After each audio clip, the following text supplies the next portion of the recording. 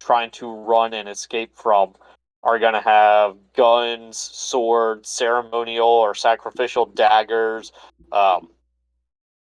supernatural powers, and if you get into a fight with them, you're guaranteed to die. Yeah, Sounds tough. That was kind of like the whole reason why I thought Vampire Masquerade was kind of an ill fit for Legacy of Kain. Don't get me wrong, Legacy of Kain is very roguelike, because it is tough to survive in this area, especially with all the lore behind it, where the world's like pretty much half decayed. But it just felt weird using Vampire Masquerade or any substitute, really. So I was like, why don't we just create our own? So I was like, let's just whip out the Google sheet and let's just start typing away rules. And and somehow that worked. And you went all in on it. Hey, how you doing? How's it going? Oh, it's pretty good. This is Fuddy. Nice to meet you, Fuddy. Been enjoying the memes y'all toss around. Looks like you pretty well thought through it. You covered most all the bases of what you would need in a role-playing game, and I read through all the different character type supplements you had. So I'm pretty impressed with what you did. So looking forward to giving it a whirl. And who knows, maybe try it, run it myself. So one of the big things that people kind of know is how there's really not much going for perception. So if you're going charisma build, there's battle shouts. If you're going strength build, there's techniques. So what does perception get? Well, perception already is a benefit because whoever's got the highest perception gets to go first. And you can also perception check to ignore an opponent's armor if you attack them, which to me is already pretty damn strong.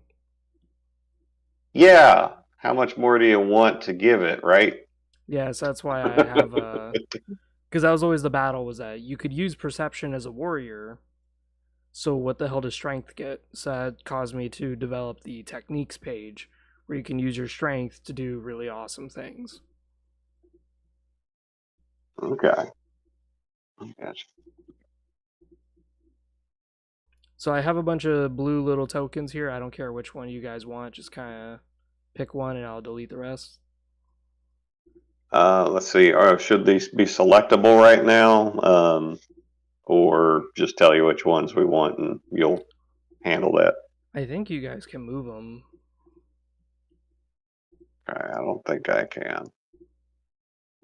It is still loading for me, so I don't know yet. Okay. Okay, yeah. I have to put controlled by all players on all of these individually. Alright, yeah, that's going to take too much time. Alright, well, just give me any token that... I'm not picky. Whatever the closest one is for you to grab. So we got 3 characters, Meloth, Virith, and Osbjorn. Beautiful. I know me and Josh didn't coordinate our naming scheme. We independently came up with a character. Oh, that's fine. There's nothing wrong with that. Yeah, we did. Well, it's in fitting with the naming scheme, you know. It's a very gothic ending to a name, and if there's one thing that can be said about Legacy of Kain, it is a very gothic setting. It's a mood. Yeah. True. Even if it's like the world is mostly decayed, half destroyed, there is a very gothic vibe and feel to the world. Mm-hmm. One of my friends termed what Kain does is aura farming, and so that's when I learned that term. And boy, does he know how to aura farm! Yeah. All right. So we got 3 characters here. All right. Did I get the right person to control Virith? Is Steven or is it Josh? Which one? Me. Should be Josh. Okay, let me put Josh in. There, you should be able to move that token that I have labeled. Yep, I can indeed. Beautiful. One of the funny things is that your character sheet for the Doomahim is kind of wrong, but I'm just ignoring it. Is that you suffer? Did I? You suffer 0 mod for all melee and range proficiency. Nice. Like literally, you could just pick up a bow and you could just use it. There's no real penalty, which Oh. is nice. Which is kind of funny because one of Okay. the Hilden spells, literally is to like give you negative modifiers, but it doesn't work on a Doomahim. Nice. Okay, so I just went off of the base character sheet and just went through what the steps were, and I didn't see anything on changing anything outside of the traits or the effect for adding one to one of the stats. So I didn't know that those should be 0 for the melee and proficiency. Yeah, it's just one of those cool things about them. All right, Okay. I can move Melith. And Osbjorn. Now, how did I get? Okay, I got it. It's all good. Right, that does work.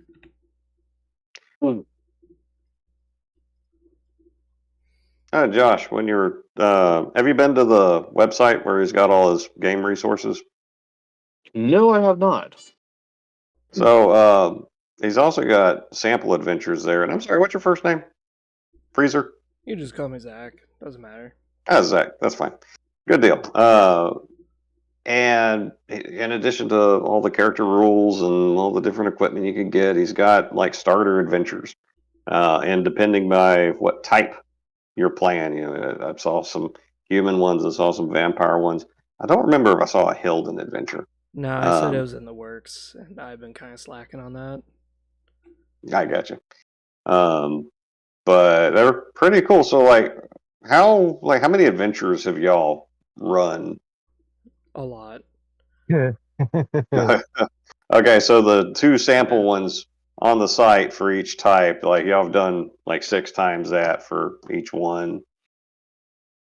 Yeah, and then we did one mega campaign back when we were in the beta stage, which was Bloodhaven, which is what this campaign could turn into if you guys still continued with it. But Bloodhaven was funny because they got party wiped at one point, and so we had to restart the whole thing. And then when we restarted the whole thing, some of the things were changed because I never run the same character twice. I already said that in the chat. So it was fun times.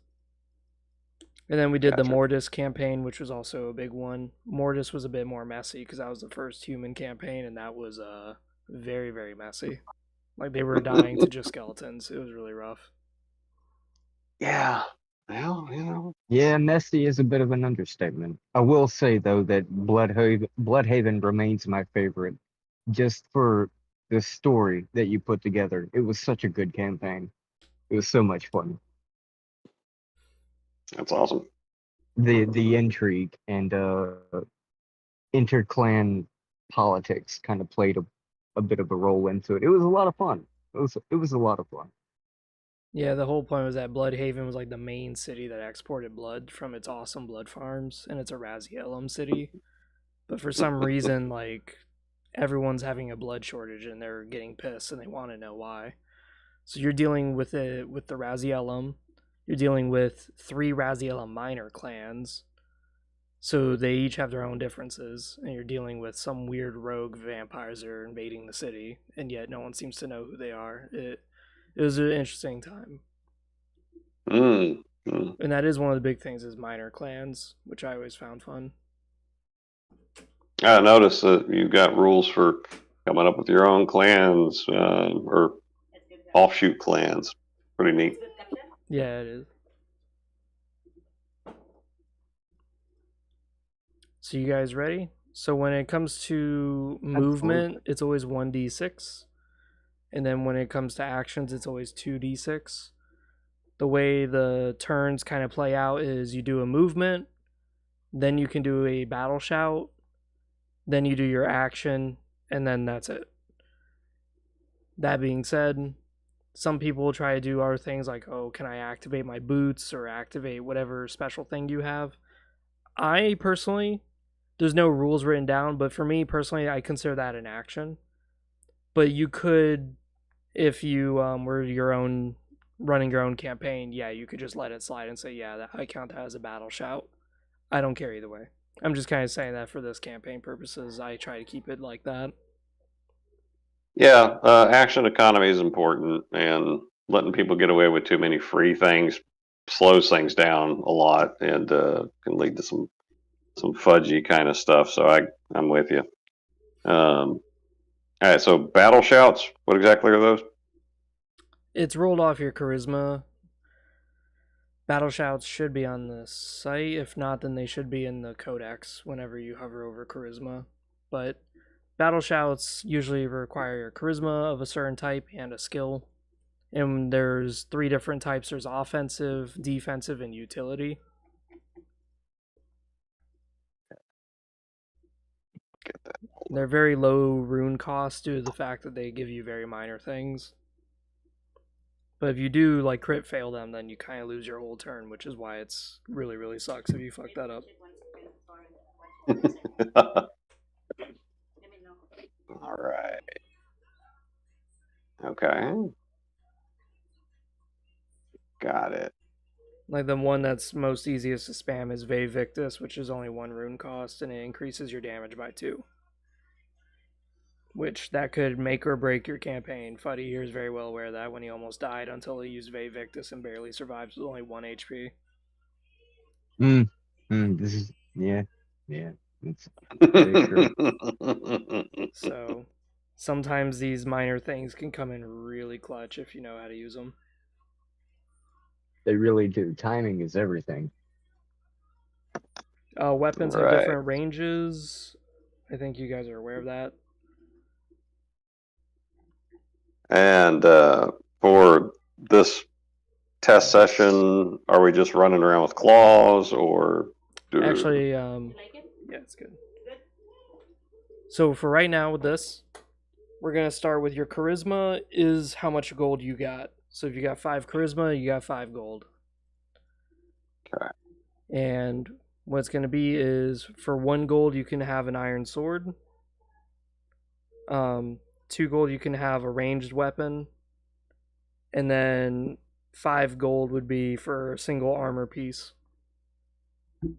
of iron quality.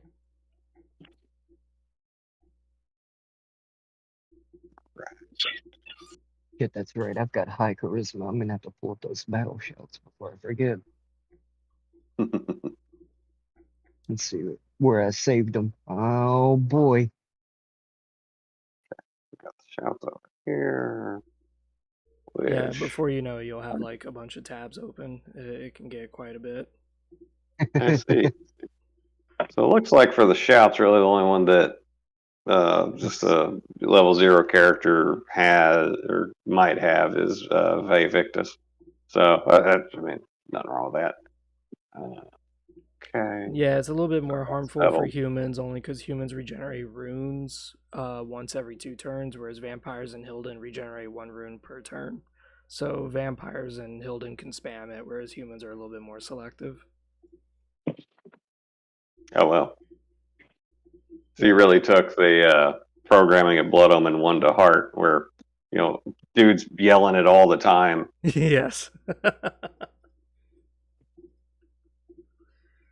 So we'll start with Fuddy. You have 7 gold. What do you want to spend it on? I'll take a. I have 7 gold. Yes. 7 charisma, 7 I'll take gold. a steel spear and leather armor, however much I can afford. Steel spear will be 5 gold total. Okay, cool. I'll take some boots and a chest piece. Leather would be 1 each. So That's that'd 1 be... gold each, isn't it? Yeah. Yeah, because leather's really not much. Chest, leather, boots. Okay, so that's it for Fuddy. Beautiful. How about Virith?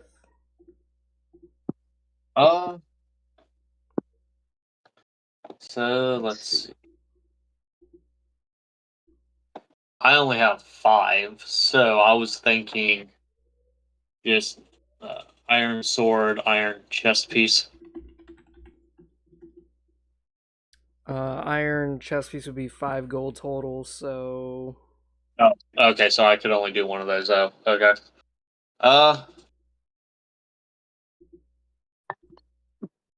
Then how much would the iron sword be by itself? 1 gold. But if you want to upgrade it to a steel sword, it would be just 5 gold. But at least you get extra damage. And if you want like Yeah. a long sword, like a claymore, I'd probably recommend that. It gives you way more damage. And a reach advantage. Yeah, that would just leave me with no additional armor. But yeah, I'll do that then. Still Claymore. Alright, so that's gonna be +4 damage, 2 tile range. Alright, Meloth. Yeah, I think I'll do the same thing.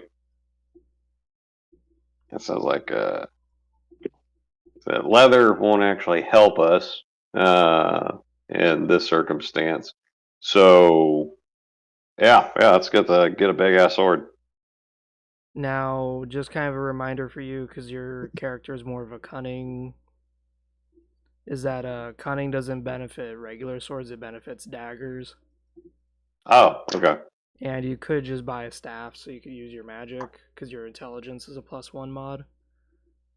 Okay. But your magic skill is a -2, so it gives you a total of -1 mod with a staff. Whereas if you use cunning, you'll just have 0 mod. All right. Well, where is the equipment? Dual wielding, of course, has its own penalty.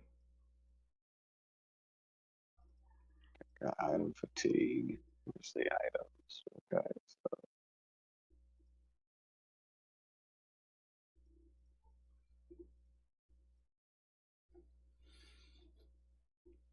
Usually what I do if you're on Google Chrome is you could just hit Control F and you could just type in iron. And it could I've take you there. done that. Let's see. Quality. Rules light is usually easier. Oh, okay. I think I should get in the rules light one. That's where I am. It's under combat. You can also view it there. Let's go ahead and get in there. All right. So, where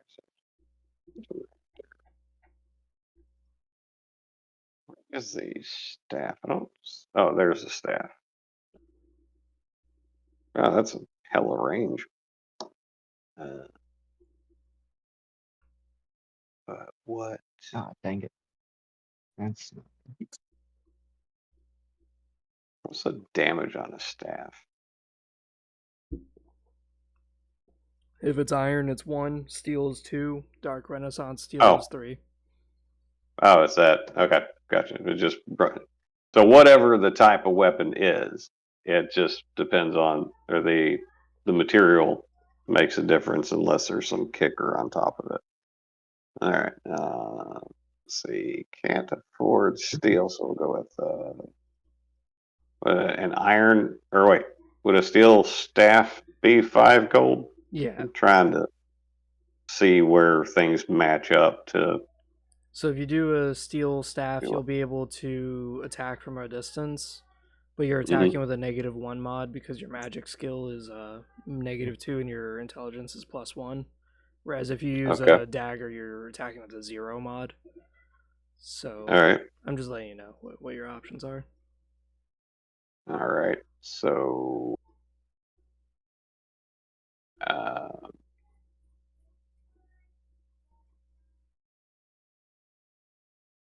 okay, so this am I missing a chart that shows where everything goes with the weapons, like, or is it just under the combat damages and then you get to the item quality damage, armor values, and then you just got to parse it from there? Are you talking about your character sheet? Oh no, and the rules light to try to see what the options are and what that costs as far as equipment. So equipment costs, I usually leave it up to the GMs. I did add it in there though for item quality / damage armor values right underneath combat damages. It says gold value there. Okay. But those numbers are always changeable. So because like dagger, I don't see daggers mentioned. No, it's usually based on the quality. So if it's iron, steel, or whatever, that price would be set. Okay. And so, how would I know that cunning and daggers go together? It should be labeled in the cunning skill Okay.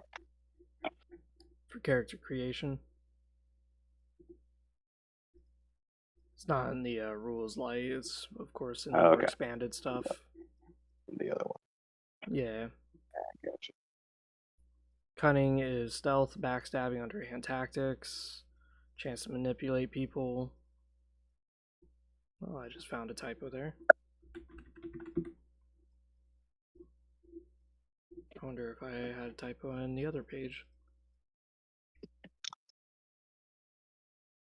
Yep, I did.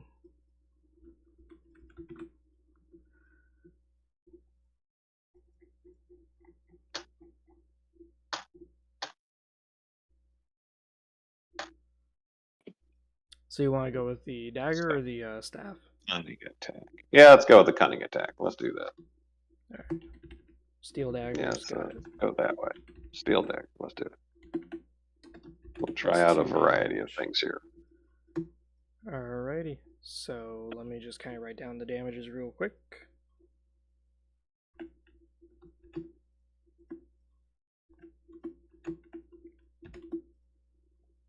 So right now, total damage for you would be 6 with a steel dagger if you use the cunning attack. Okay. Let me look at Osbjorn here. Oof.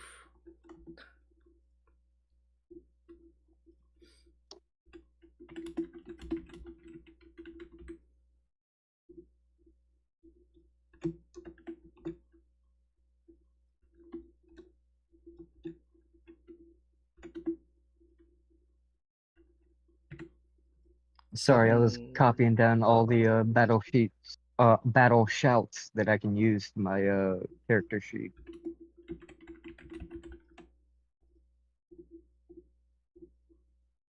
Oh yeah, with Charisma 7, you got a little bit more options, yeah. I can use exactly 3. That's good to have options. Yes, indeed. I think these 3 are going to be especially useful too. Okay. I can use War, which will give us +2 movement to myself and allies for 2 turns. And I only need 7 charisma for that. I'm trying to remember how to I can do use it. Vivictus. Oh, there we go. Grants 2 extra item damage. And Defendant Numerous. See that. And that grants additional armor. Nice.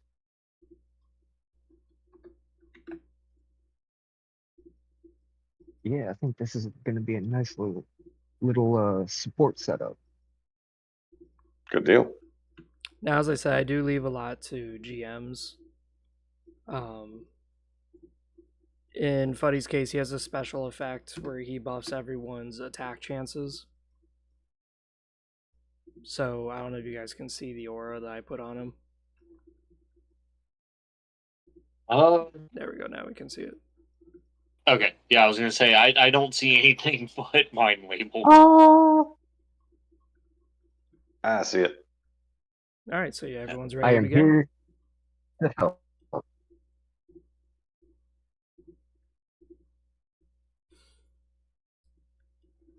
So each of you are fledgling vampires. You were once corpses, and now you're being reborn. You don't remember exactly what you did in your human life to earn such a blessing, and that doesn't really matter. All of a sudden, your cocoon ruptures, the tentacles of it just swathing open. The light shines on your face. But it's not a light that would cause you any harm, because the sun has been blocked out so severely. You wake up to a roaring crowd, and you hear an announcer boom. Welcome to the arena! You see everyone freak out, and they're just having a ball. You notice that the whole audience are all vampires. This match, we have a few pupating fledglings for your entertainments. Careful donation selected by 3 clans in particular, the Razielum, Dumahim, and Zephanim. But you did not come here to hear explanations. You came here to see blood. And blood you shall have. Open the gates. You have no explanation, no time to really get your bearings, but you just know you 3 are extremely bound to each other. And all of a sudden you see that you are surrounded. All right. Glorious. Oh, there it is. I zoomed in. I have it like zoomed in like 190. So with that being said, you all have the same perception. So I'm going to have you each roll 1d6. Whoever's got the highest will go first, followed by the second who will go, and then the last. Okay, well, we have our last one.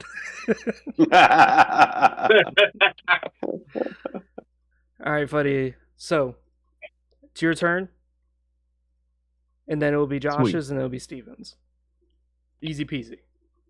I'm going to roll for movement. 3, beautiful. 3, that's 20. Yeah. I don't know why it says feet. I'm going to get in close to make sure that they're in my aura. That's 3. Yeah. That's 2. That's only 2. You can move one more if you want. I'll move one more. And I will start out by casting Oh, shit. War. The battle shout gives +2 movement to my allies and myself for 2 turns. That should be a good start. Gotta roll. Sure, yeah. Gotta be a crowd pleaser. Let's see what we get. Okay. So you rolled a 6. That's a fail. And you get no penalties for it. Just lose 2 runes. Beautiful. And so, what modifiers, what skills or stats would modify that roll? So when it comes or to any of them? When it comes to spells and casting stuff, I usually leave it as a static thing. Because once you start to muddy up the waters and try changing it, it really gets very screwy. And also, I always want it to be a at stakes kind of thing. Like, it really sucks the fun out of it when you're max level and you're just easily rolling the dice to succeed at everything. So I try to leave things static so that way it there's always that thrill that you could possibly screw up really, really badly. Okay. But again, yeah, the system's highly moddable. Change it however you wish. Just for this game in particular, I'm keeping it kind of vanilla. Yeah, my questions are how is it intended to operate? Just by default. So, by default, I make it feel like as if every roll is a gamble. You're not exactly guaranteed to live. And you could do a really triumphant moment where you just crit succeed and just somehow cut a guy's head off. Awesome. Next thing you know, you're like some legendary lord who just critically fails and ends up falling on your own sword. I leave it up to chance.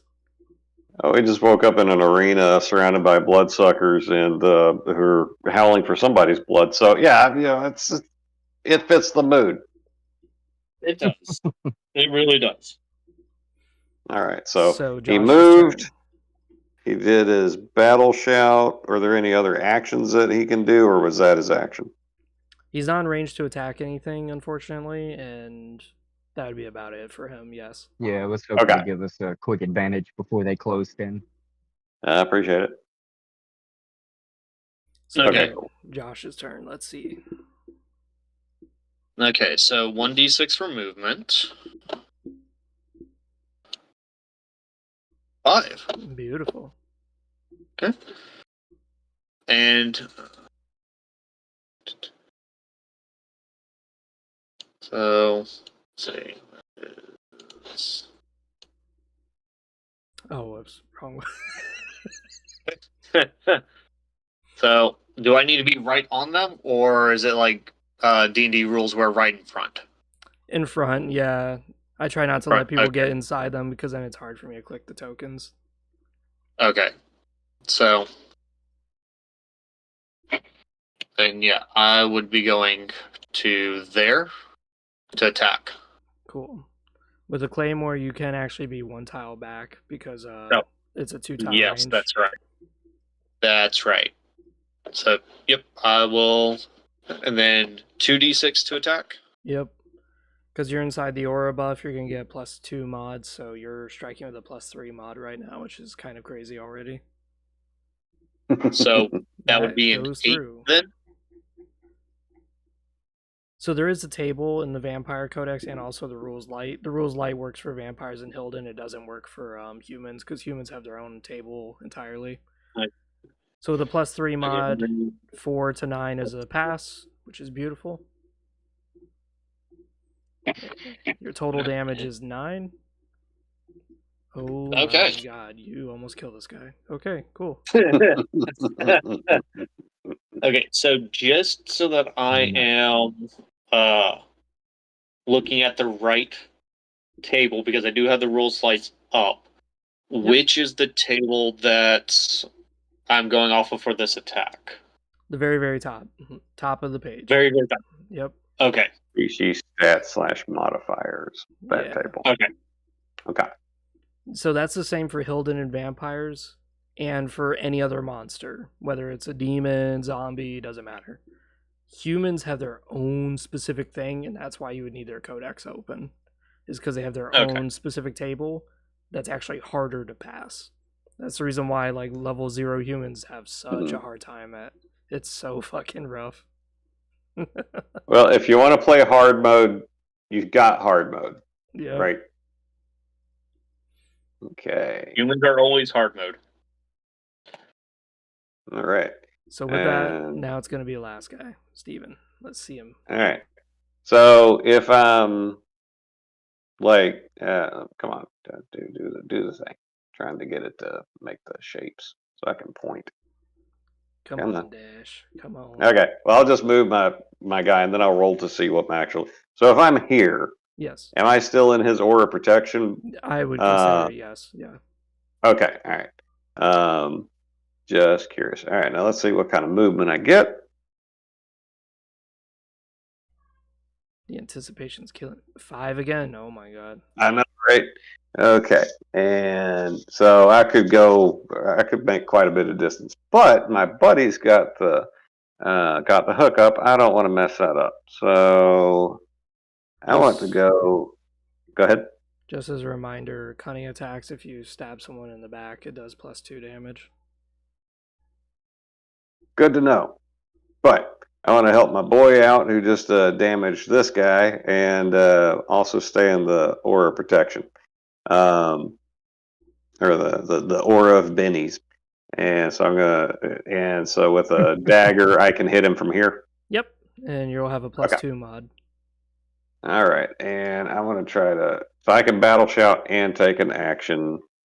So I want to try the yeah. Go ahead. Unless you like critically fail the battle shout, then you kind of lose the turn. But that means you're rolling a 2. Yeah.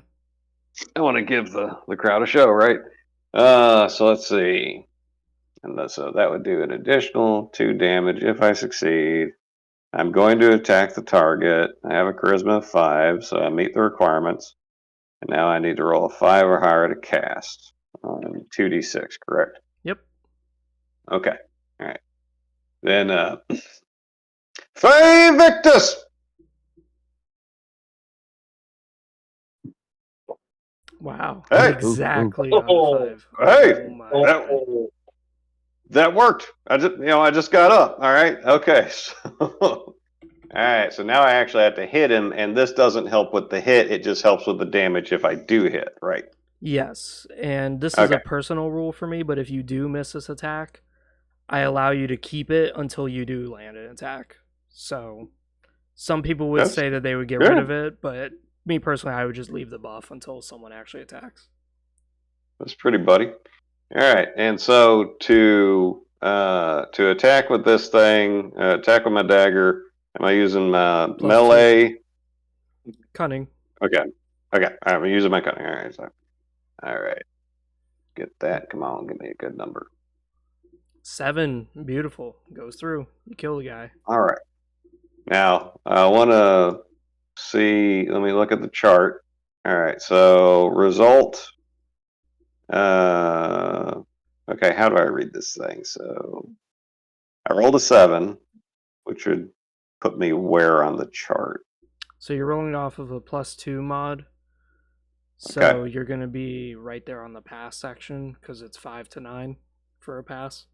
Oh, okay. Okay. So you take your modifier, that gives you the row that you're looking at, and then you follow that across to find the column with your result in it, and then that tells you fail, pass, crit success, crit fail. Okay. All right. I'm catching it. So pass, that's good, and looking at 8 damage on that guy. Yeah. Very good. All right, so that's Sweet. 1 person dead. Everyone gets 2 XP for that. Woo! And Not that we'll live long enough to use them, but I'm going to start rolling some movement. 2, 3, 3. Beautiful. 1, 2, 3. 1, 2, 3. 1, 2. What was this person attacking Are you with? ready? A -2 mod. Oh boy, this will be fun. A 9. Now, is that even a hit? I gotta look at the human rules. -2. That is barely a pass. Wow, he almost failed that. So it's gonna be. you got to get far over the bar. You just got to get over the bar. And which one is he attacking? I was gonna have him attack Meloth here. Sorry, I'm trying to remember everyone's names. It's all good. So Meloth, whenever you get attacked, you can always roll a perception to reduce the damage. Okay. And what it is it's perception divided by 3. The reason why not divided by 2 is because I found that if you go perception build, you're a little too strong. Okay. So he hit, and how much damage does he do? 6. Okay, and so I definitely want to try to do that. So perception, 2 dice. Or no, wait, is it just the static perception score divided by 3? Yeah, it's whatever your I don't- perception is divided by 3. So for you, it would just be 1 damage reduction. Hey, I'll take it. But the only thing is And- that whenever you have that, I don't know why Fuddy just typed in clan. What did I type? Clan. Oh, sorry, I tapped the little tag down at the bottom of my screen absentmindedly. Thought he's out of control. Vampire character sheet clan thing. Yeah, I'm a menace. Okay, so he did 6, you said? Yep. And then I've got 1 because 5 divided by 3 goes down to just that. Okay, all right, so I take 5 damage. You have to roll the perception. See if you. Okay, I do have to roll the Yeah. perception. All right, okay. This is in place of an agility skill because I found that if I added agility, it would be a pain in the ass. Okay, good. So Alright. yeah, only 5. All right, I'll take it. No, that's pretty cool. Cool. Now we got our skeletons to move. Let's see what they do. 2, 3. Okay.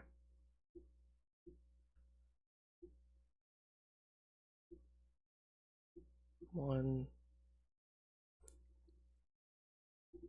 Now you can get really crazy with the rules if you actually know what to read. Cool. So one of them doesn't move. Because when it comes to traits, you can actually find out like really cool things that you can do for your own campaigns. Like skeletons here, for instance, they can only move -1 to their movement. So the one who rolled a 1 doesn't move at all. In one of the starter campaigns I have for vampires, that's actually one of the biggest key things you can do is you can kite one of the like really severe enemies that I put in there because they move so damn slowly. Sandy. Oh, before we get any further past the rolls. Did the aura that Fuddy have, would that have impacted the damage that I took? Or I'm sorry, what does that aura do again? So Fuddy has a trait because in character creation he reduces intelligence to take a trait called Imperial. Imperial trait means that any person near him that's an ally vampire gets a +2 skill. Now, I left it vague because I want people to interpret it how they wish. What I interpret it as is +2 skill modifier. Someone else could say, oh, that's +2 skill damage. I don't care either way. But it's based on skills. Perception checking is strictly a stat thing, so you're not getting that benefit. That's my interpretation. Right. Someone else can interpret otherwise. As I say, I leave a lot of this to people to modify it because I actually do want to hear one of these days when I'm an old man. Oh, do you play World of Nosgoth? No, I play World of Nosgoth Apocalypse version, or I play World of Nosgoth Vamarian version. It's like, okay, so there's different modules of my own work because people will change settings, and that's fine. I don't care. That's why I made it very very moddable. So and the war didn't impact that either. Okay, that's just movement. Okay, thanks. I appreciate you taking the time to show the math. Oh no, not a problem. It's easy. I try to make it as basic as possible, and I mean, it helps me point out the flaws. Like, if someone's having a hard time reading something, that means I need to reword it. Sure, yeah. So, Fuddy, you just got hit by a skeleton for 4 damage. Do you want to perception that or no? Absolutely. Is there any incentive for him to not always try to perception getting hit? So that's actually a good question. The reason why you would not want a perception is because you can only do it once. So if you got 3 enemies all attacking you, you can only perception one of them. And you can only use your strength if you have a shield to block one of them. So you really want to take your pick and say, like, okay, which of these guys hits the hardest? So it's one reaction, essentially, that you can use. Is that per round, or is that per combat? Per round. So at the end of the turn here, you guys will have your reactions kind of replenished, but that's basically the way I have it worked out. Okay. Because if not, then we're going to be sitting here playing a dice roll game back and forth forever if you have like 6 enemies beating you. Yeah. There is traits in the trait page that does allow you to have multiple, but none of you have those traits, so you're only allowed 1 reaction per. So it would be, but it would be 1 reaction per thing you want to do, like 1 perception, 1 strength. Yes. You could do both of those, but they would be separately. Mm-hmm. Yes. Okay. Yeah, so if you have a shield and you have really good perception, you could potentially do both. You dodge 1 hit and then you shoulder the other hit. There's nothing wrong with that, in my opinion. But if you just have one or the other, yeah, you're going to be screwed. Especially if you're getting hit by multiple people. Cool. So with that, the end of the turn is here. I already gave you guys your runes back. You cannot overcharge your runes. So we're going to go back to Vera's turn. It is your turn, buddy. Wouldn't it be Osborne since Osborne? Yes, you're right. It's Fuddy's. My bad. Yeah. Fuddy, your turn. No, that's all good. Seeing as I'm in present danger, I'm gonna do the sensible thing and fall back a little bit. A mighty 1 step Keep back. my boys in the aura. Oh shit. Did it roll? Oh, amazing. 1 mighty step. Hey, you got your +2. Don't forget that. Oh, that's only to skills, and I was trying to give us a +2 to movement, but it didn't go off. Oh yeah, my bad. This time, you didn't succeed at the war. Okay, my bad. Yeah, no, it's all good. So this time I'm going to try Defend It Numerous. and grant us some additional armor. I need 6 charisma and at least 1 ally within 3 tiles. I've got 2. I've got to roll a 7 or higher. Show me good money. And the dice are just not with you today, Fuddy. They are not. Wow. Alas. So you failed your battle shout, but you could still Am I move. s- You could still do things. Not move, but you can still act. Yeah, I'm gonna try to attack with my spear. That'll be a 0 I'm mod. gonna go for the guy who just attacked me. And you fail. Amazing. So we're off Son to of a a great great start.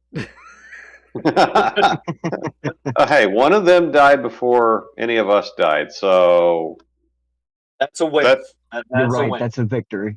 exactly. All right, so now it's Virith.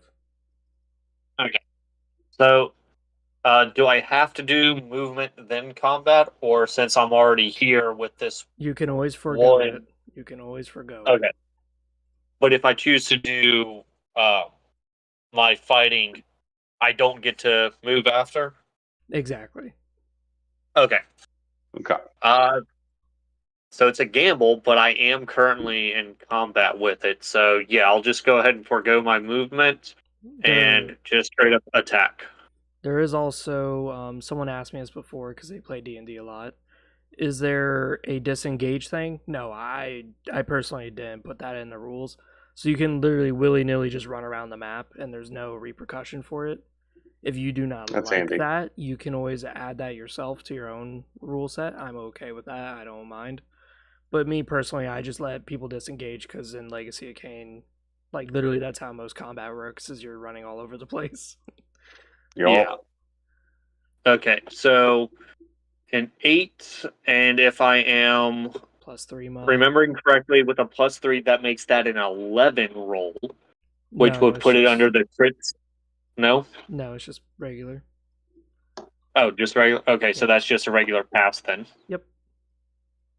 Okay. Yeah, I know where you're going from because if you play like D&D and stuff, that happens a lot where you add it to your things, but in this case, that's not the way it works. Okay, because you were saying that it was a bonus from the aura plus the bonus on the longsword, which is why I was adding that in there. So I guess I was misunderstanding how those bonuses work on it.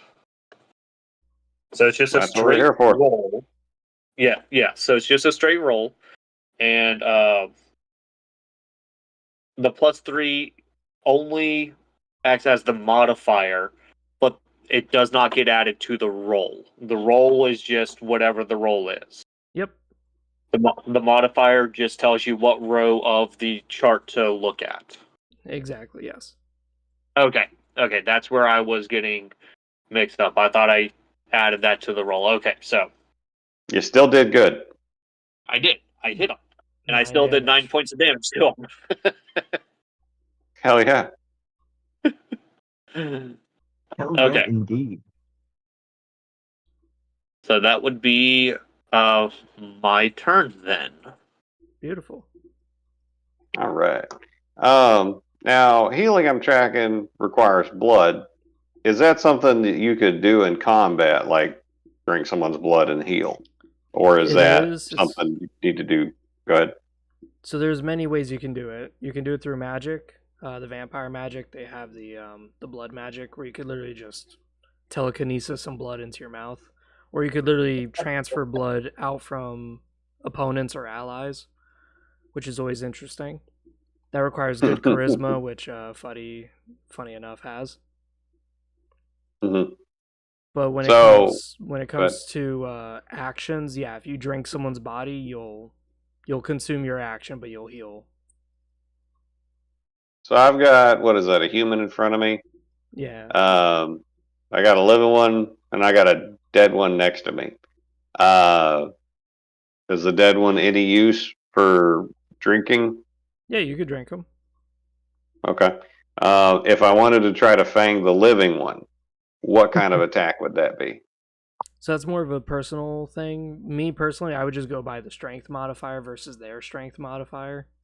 I think that's more interesting because then it's a struggle, a clash between modifiers. But A roll off Okay. essentially. That sounds good.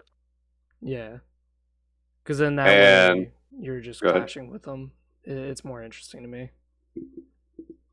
And so if I attack this guy, say the living one, and so that'd be strength versus strength. That's 2d6 for each one of us.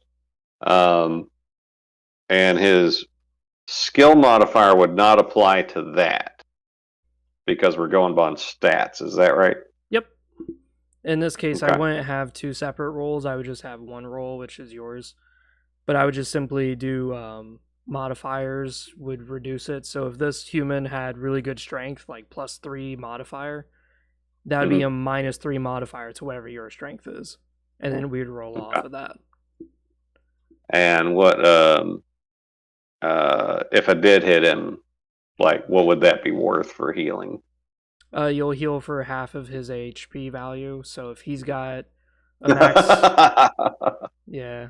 So in this case, you'd heal 5 HP. Oh, okay. It's off the max, not current. Yes, yes.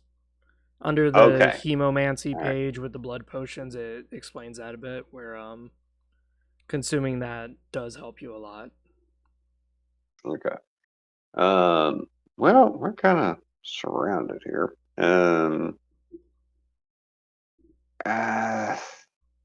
The difference between drinking a body and drinking a blood vial is that a blood vial heals you for half of your HP. Drinking a Which is body nice. gives you half of the enemy's HP. So it depends Okay. on the situation there. So if you're dealing with an enemy who's got 30 HP and you've only got, like what you have now, 10, it might be more beneficial just to drink his body rather than to turn him into blood vials. Okay. All right. Well, I like my chances of killing the human in front of me better than I like my chances of biting him right now, and I want to try to get another enemy off the board, and then we'd have two corpses we could feed from. So, okay. Thanks for the theoretical explanation. I'm gonna try shanking homeboy that's in front of me. Yeah. So 2d6 and come on, good numbers. Okay, good. That's Goes through. 6. And I'm on the +2 row. Very nice. And that's what, 6 points of damage. Beautiful. All right, so that's everyone's. All right. Now let's Cool. see. Oh boy. Oh, they moving, huh? Boy. That scent of blood got him going. I see.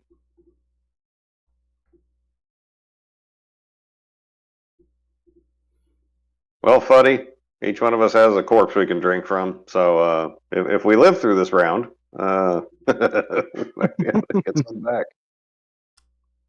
We'll see how it goes. We will. -2, that fails. Okay, good. And then let's see the other one. I This just have to one's read going to that try real to quick attack because, Fuddy. This one fails as well. Beautiful. yeah, roll 20's freaking out. Oh, great. Good.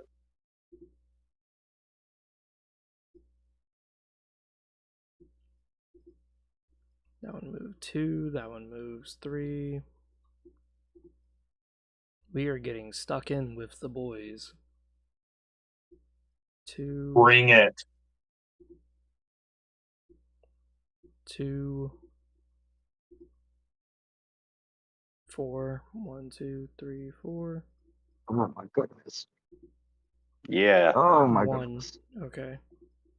One of them is kind of lagging behind, but that's fine. So we got 1, 2, 3 skeletons all within range to attack everybody. That's great. Let's spread the love. Oh my god. Okay. That wasn't a Oh, crit. wow. Oh no, did somebody crit? No, but it was almost. Almost. It was close. Alright, skeleton attacks. It does 4 damage to Virith. Do you want to roll a perception check or do you want to save it? I'll save it because I feel like the human there will potentially do more. Well, the human failed. Oh, he did? Oh, then Yeah. I'll roll the perception for that. It's just a 1d6 for perception? 2d6.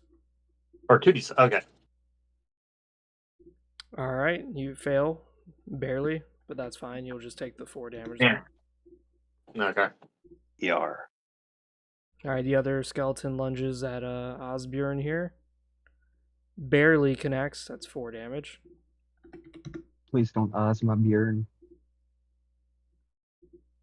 And the last one attacks Meloth. He fails. Okay. Oh boy.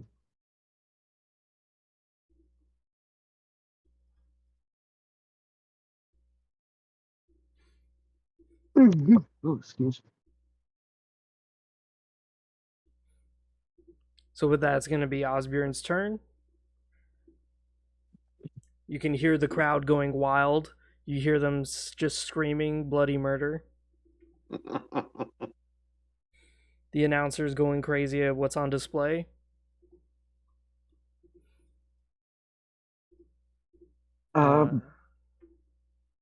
How's everyone looking? Who's the lowest on HP right now?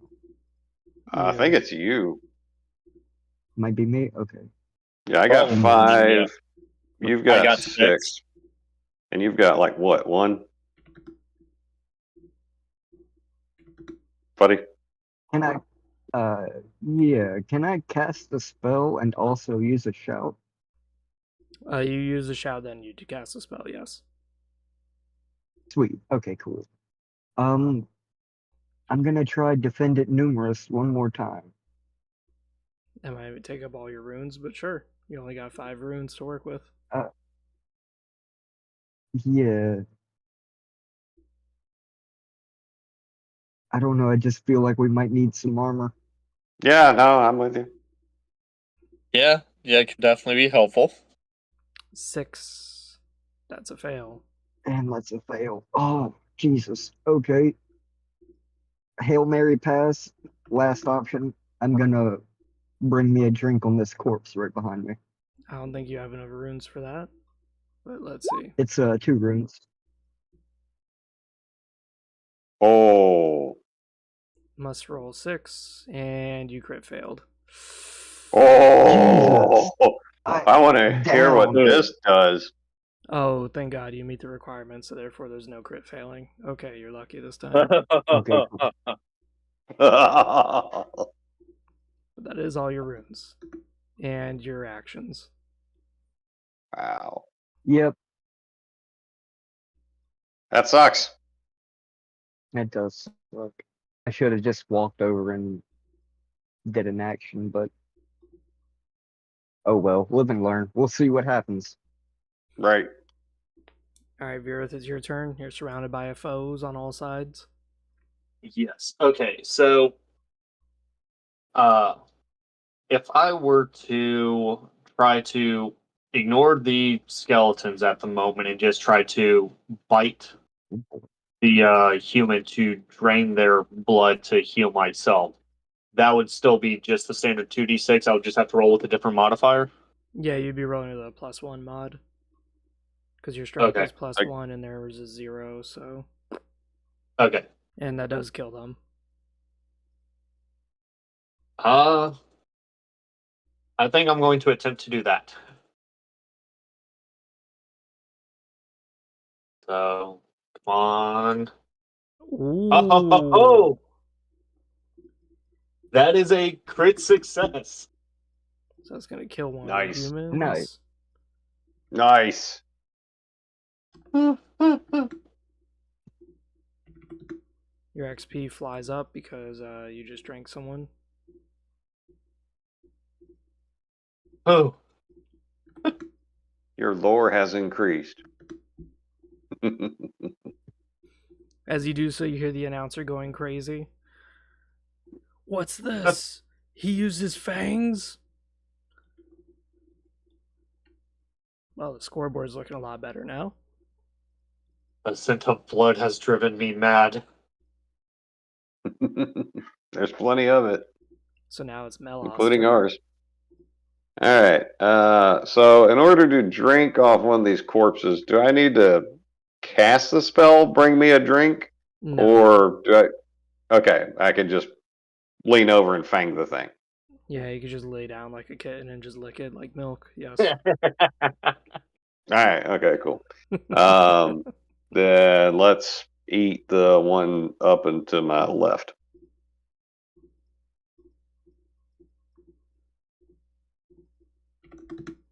That's going to heal you up.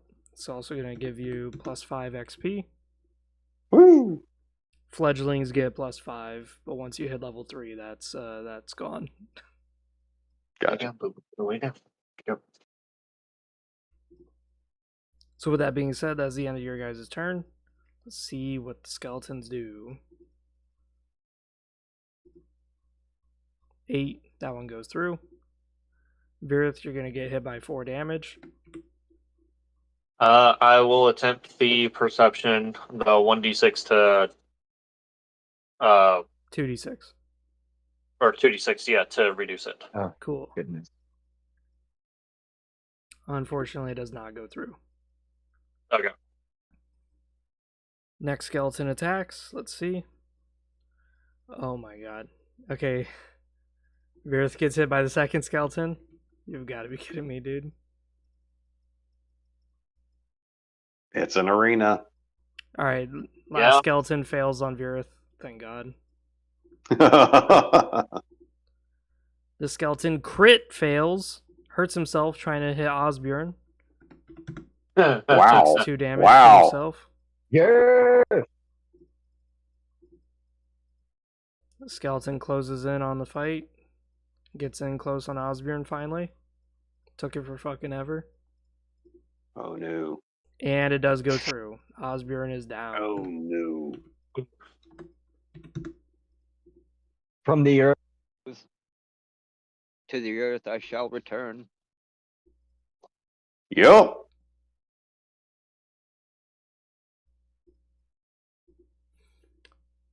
Okay. So, Fuddy, you were down. We're going to load up our Vampire Spirit Realm rules. That's great. Nice. Now the real battle starts. Alright,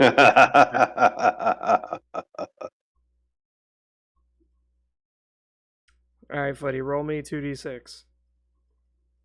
Oh, Don't boy. watch this one. Wish me luck, gentlemen. Fox cars. Be lucky, be lucky, be lucky. Awesome. Hey? Oh, Where's my...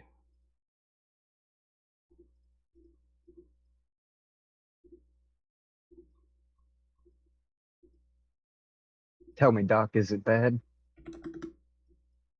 We'll put him off in the distance. As your body fades and your vision starts to turn blue, all of a sudden you see a creature lunge out from the darkness. It's a Slua. Oh, thank God. When you're in the spirit realm, you do suffer -1 to your charisma and to your perception. So Slua does go first. And it attacks with success. I gotta look at these little notes here that the person left here.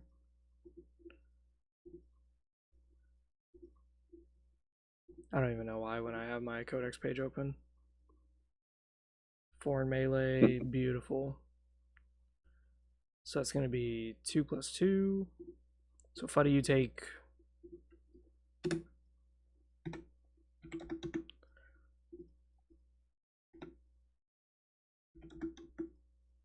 Oh my god. Oh my gosh. I'm trying to like make it stay negative. But it's not. You have negative 21 hit points. Not only are you dead, you're super mega dead. The Slua eats you in the arena. The Slua hits you for 4 damage. It just manifests in front of everyone and tears them apart. Ouch. Alright, so you have 6 HP, Fuddy, in the spirit realm. Good luck. What do you want to do against it? Reminder, you do not have a weapon in the spirit realm, nor do you have armor.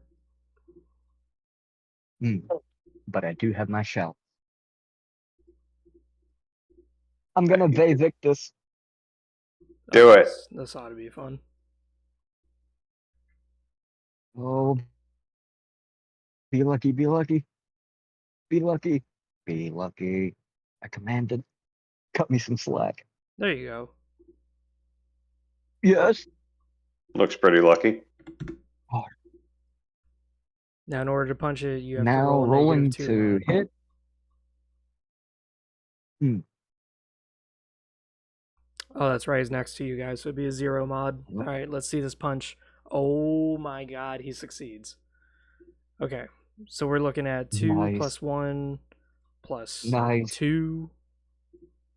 That's going to be 5 damage. The Slua takes half its HP down. Great. That's what I'm talking about. Come on, Oswald. All right, so that's the end of the round. Come on, Ozzy. So now it's your guys' turn. Because Okay. Fuddy is down, it's going to be Virus. Okay. I am going to attempt to move. So What, you don't like being surrounded? I like my chances a little better if I'm not. Okay, so because Buddy is down, I drop down to a +2 modifier, or am I still within the aura? It's still the +3. I could say you're still within the aura. Okay. Just because it's going to get a little Good. muddy if I start doing that. Well, that's why I was wondering. I was moving to kind of stay away from all of that. Yeah. I just wanted to know if I had chosen to stay, would I have still been a +3, or if I had gone down to a +2 because Fuddy was down. So, with that, I am going to attempt to attack the skeleton to my upper right. Beautiful. And that is That's at crit. if I am at a +2, yeah. Sweet. So with crits, you just roll 1d6, and that 1d6 is extra damage. Yeah, 3. so you do 3 plus 9, yeah. You're doing 12 damage, double the skeleton's HP. Nice. Oh, yeah. Wreck as shit. Nice. Avenge me. That's right. Okay. Let's see how much I don't know who you people are, but I am trying. All right. So, now you said I can backstab, and that if I hit, that's an extra 2 damage. Is that right? Yep. Currently, as it stands, your current damage is 6, which pretty much kills any skeleton. But if you get behind something, it's going to be 8, so it's nice. It's not enough to kill a human right now, but do the skeletons? You haven't been rolling that they do a perception to avoid some. Can only certain character types do the perception to avoid damage? I try to keep it more like, I guess, narrative driven. I guess like skeletons are just mindless husk of things. The only things I would really start to worry about perceptioning would be like more skilled warriors. Your average typical slave or peasant probably isn't going to be worrying about dodging so much, but a skilled warrior would. Gotcha. As I said, as the stakes get higher is where I start to get more crazy with the rules, but for a beginning thing like this, I don't really care. You know, just to try it, I'm gonna move up here, do me some Fey Victus, and then try to backstab the shit out of this guy. All right, so that's 2 dice on the Fey Victus. Gotta roll a 5 or higher. Boom. Got an 8. All right. So I got me some like the fist. All right, and then to attack the guy, I'm rolling against my cunning. And you said we still have the aura for this playthrough, Plus as 2. long as his corpse is there. All right, so let's see. Yeah, Come on, give calm me some down. big numbers. Calm Let me get a 10. I want a 10. Daddy wants a 10. But Damn. 9 will work. I'll take a Close. 9. Hell yeah. So close. Ah, so close to a crit success. Beautiful. I only just really kill the guy.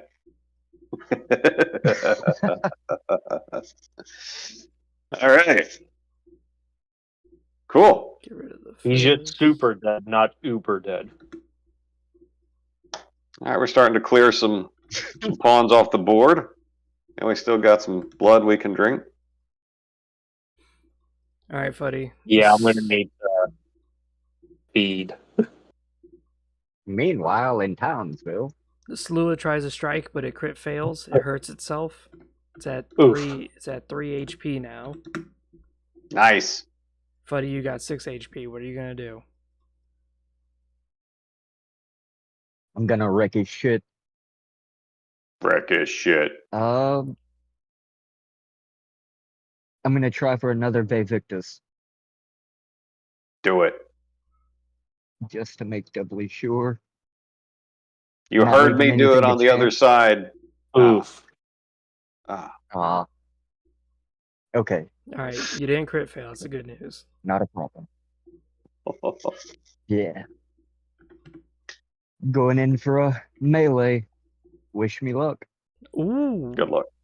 Nice. With a Nice. 9. So that's 1 plus 2 is 3. Yeah, you I'm did making a exactly comeback, 3 baby. damage. Exactly 3. That's what I'm talking about. So that's gonna give you. Our, I'm so proud of you, Osborne. Osbeard. our Journey boy's boy. going to make it back. Ozzy. Consuming the soul of We may have Slua lost revives one you. Ozzy, but we're getting another one back.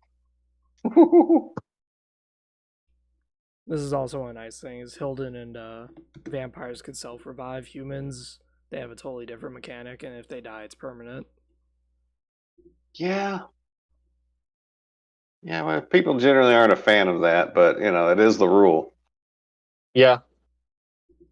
So Osbjorn it is- revives, but of course the enemies don't realize he's alive yet, so he's just kind of laying on the floor. I come back to life singing the lyrics to Bark at the Moon. All right, let's see what the skeletons do. Wow, they're really moving fast. I can't believe it. They're motivated. 1. All right, well, turns out that's all he needs. 1. Oh boy. None. Okay. And then lastly, the last human who's still alive. 1, 2, 3. Beautiful. Well, luckily, it's only 1 that's on me this time and not Yeah. 3. So let's see if that one that's on you is going to land a hit. He crit failed previously and punched himself in the face. Let's see. Do it again. And he fails. Okay. Woo! The other one almost crits on Melith. That's 4 damage. Ooh. That's a skeleton, huh? Okay. You do have a human next to you who's going to start swiping at you, so it's up to you if you want to try to perception. Yeah. I'll go ahead and do it now because it would just be 1 point one way or another, and this guy already hit. So, let's see, and I'm rolling against perception. Right, so you fail. Your perception's 7, which is a 0. I mean, not 7. Your perception's No. 5, which is a 0 mod. And Okay. 6 is I see it. So Okay, so I just eat it. All right. Something on this fire, human's okay. rolling off of a -2. Yep, she fails. All right, Fuddy, you are back in the game. You are alive. I have returned. All right. How much health does he come back with? I always do full With because he drains a soul completely to revive himself. Okay. The spirit realm is very difficult to survive, as you just saw. Like, you lose all your items, you lose your weapon, and then now you're stuck in a fight against a creature that has basically the advantage. Okay. Yeah, if you're You could sacrifice 1 HP to drop your own blood into his mouth If your and character revive is- him, but that has penalties. heavily supported by items, Ah. When you end up dying, you're gonna be in a really rough place. Oh, that'll yeah. Okay, we're gonna go for another defendant numerous. He's just spamming this. Hey, might as well.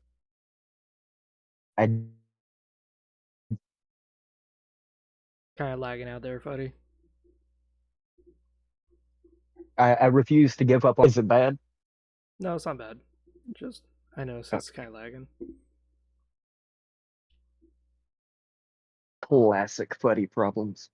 Yes. It finally goes Hey! Nice. Perseverance wins out again. So how does a crowd like the dead guy popping up with a defendant numerous? The crowd is going wild when they see his self-revival. One of them you Hell see yeah. just yells out and rips open his chest, showing his 6-pack of abs. Yeah! Oh, Well, kind of wish that hadn't happened. Osborne is drinking in the praise. Each of you Okay. get 3 armor now, because there's 3 of you. I'll take that. So will I. Fuddy, you can still go, you know that, right? All right. And now you have a spear. Yeah, invigorated by my recent success, I'm going to strike at the skeleton that's at my Beautiful. northeast. So you do 7 damage. Skeleton is down. Nice. Excellent. Yeah.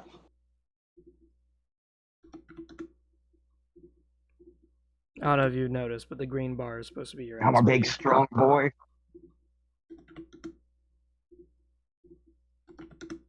Oh, cool. We'll be leveling up during combat. Looks like it. Oh well. Alright, so now it's next is Vareth. You have a 4 out of 6 skeleton in your face, wiggling a sword. Why does he have to be wiggling it? Well, now I'm more unnerved than threatened, but it's still its own kind of threat. You know what? If I roll to move, do I have to move, or can I choose to still forego movement after I roll? I don't see a point in rolling if you're not going to move. The only reason I ask is I kind of want to get to the lower left of that body so that I'm at a point where I can attack the skeleton and then be right next to the body to feed next time to regain hit points. Yeah, you can do that. I mean, you're only 1 tile away. You don't even have to roll, honestly. You could just move. Because no matter what, you automatically have 1 tile. So. Well, I kind of wanted to go here so that I have the 2 tiles apart. And put myself a little further from this one. Okay. I just didn't know if movement was once you roll, you're locked in. You have to move. I'm not so strict. Okay, so I will roll to move. I don't know if you kind of got it. Yeah, I'm pretty easygoing. Yeah. Okay. Good. So, yep, I will go down to there. And then I am going to attack the 4/6 skeleton. Beautiful. And that goes through. Yep, that is still yep. Okay.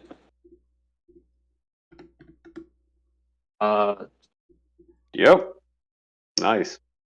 And now on my next turn, I could feed and regain some hit points. Sweet. All right. So let's see. Yeah, I'm gonna go for taking the skeleton out because I can only survive if 2 of them hit me. I'm done for. But I can survive 1 hit from somebody. Let's see. I don't need the Invictus, so we'll go ahead and just attack the. Oh no! Wait, hold up. Let me see about moving. Oh, real quick. When I bit that one human and killed it, did it die because I bit it, or did it die because of the crit success? It died because you bit it. Okay, so if you succeed and bite a human, they die regardless of what the damage is. Okay. I try to keep it that way. That way it's not too Okay. crazy. Gotcha. I was just curious because I was thinking that might be a way for Steven to have healed himself up there. But that would have been a gamble because then he would have still had the skeleton on him. Yeah. So, all right. So I moved over here. I'm going to attack the skeleton. And come on, let's get some good numbers here. Crit. Nice. Ooh. Nice. Roll 1d6. Oh, Jesus. 6, 6, 6, 6. Yeah, baby. Yes! Oh my God. So you do 12 damage. Beautiful. Wow.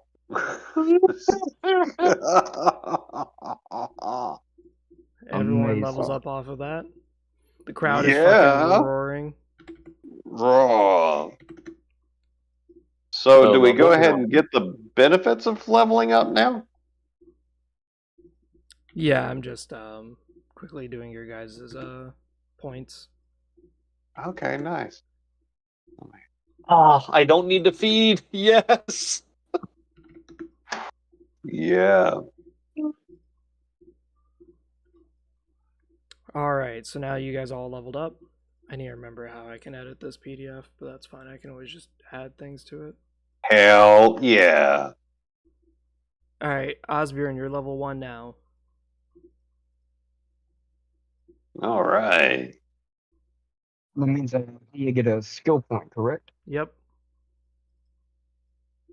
Okay, cool. I'll put it into melee in case I die again.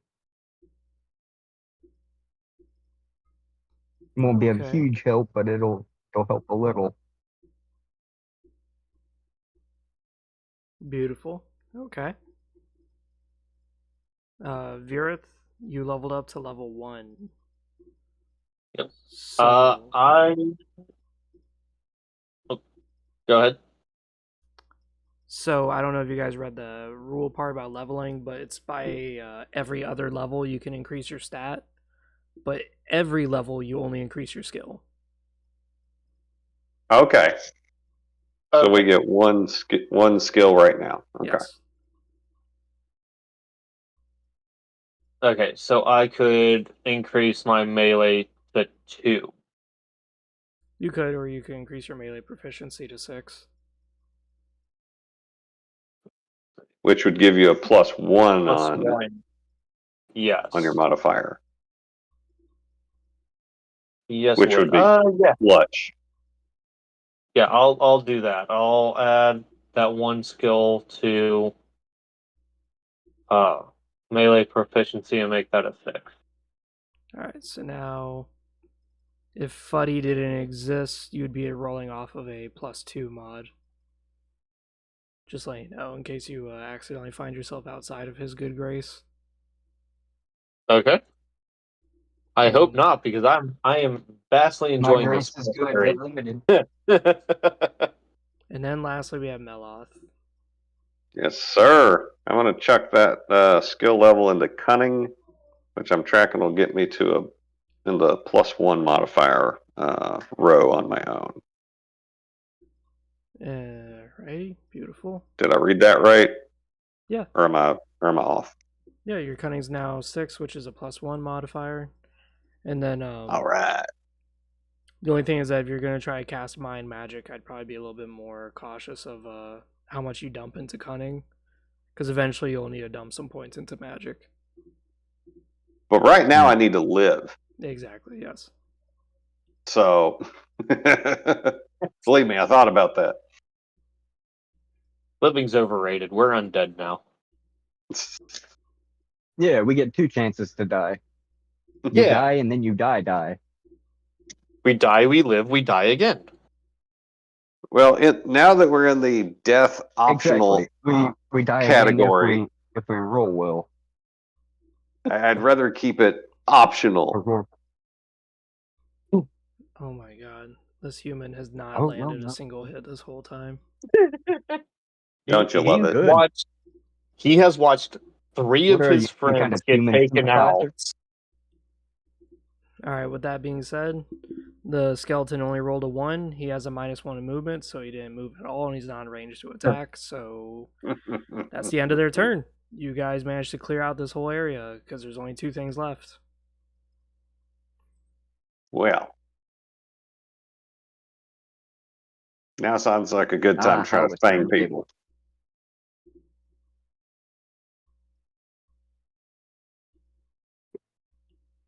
All right, Fuddy.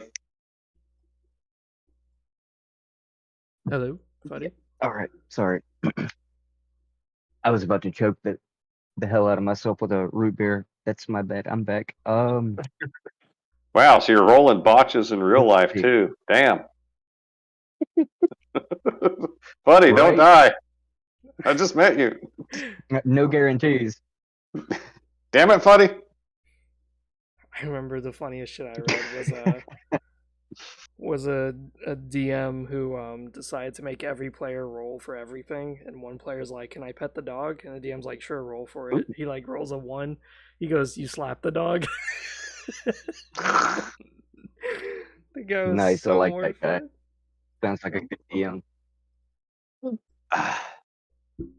Yeah, the last time I had a DM that made us roll for everything, we had skilled pilots in Dark Heresy trying to pilot. He made us roll even though we had skilled pilots.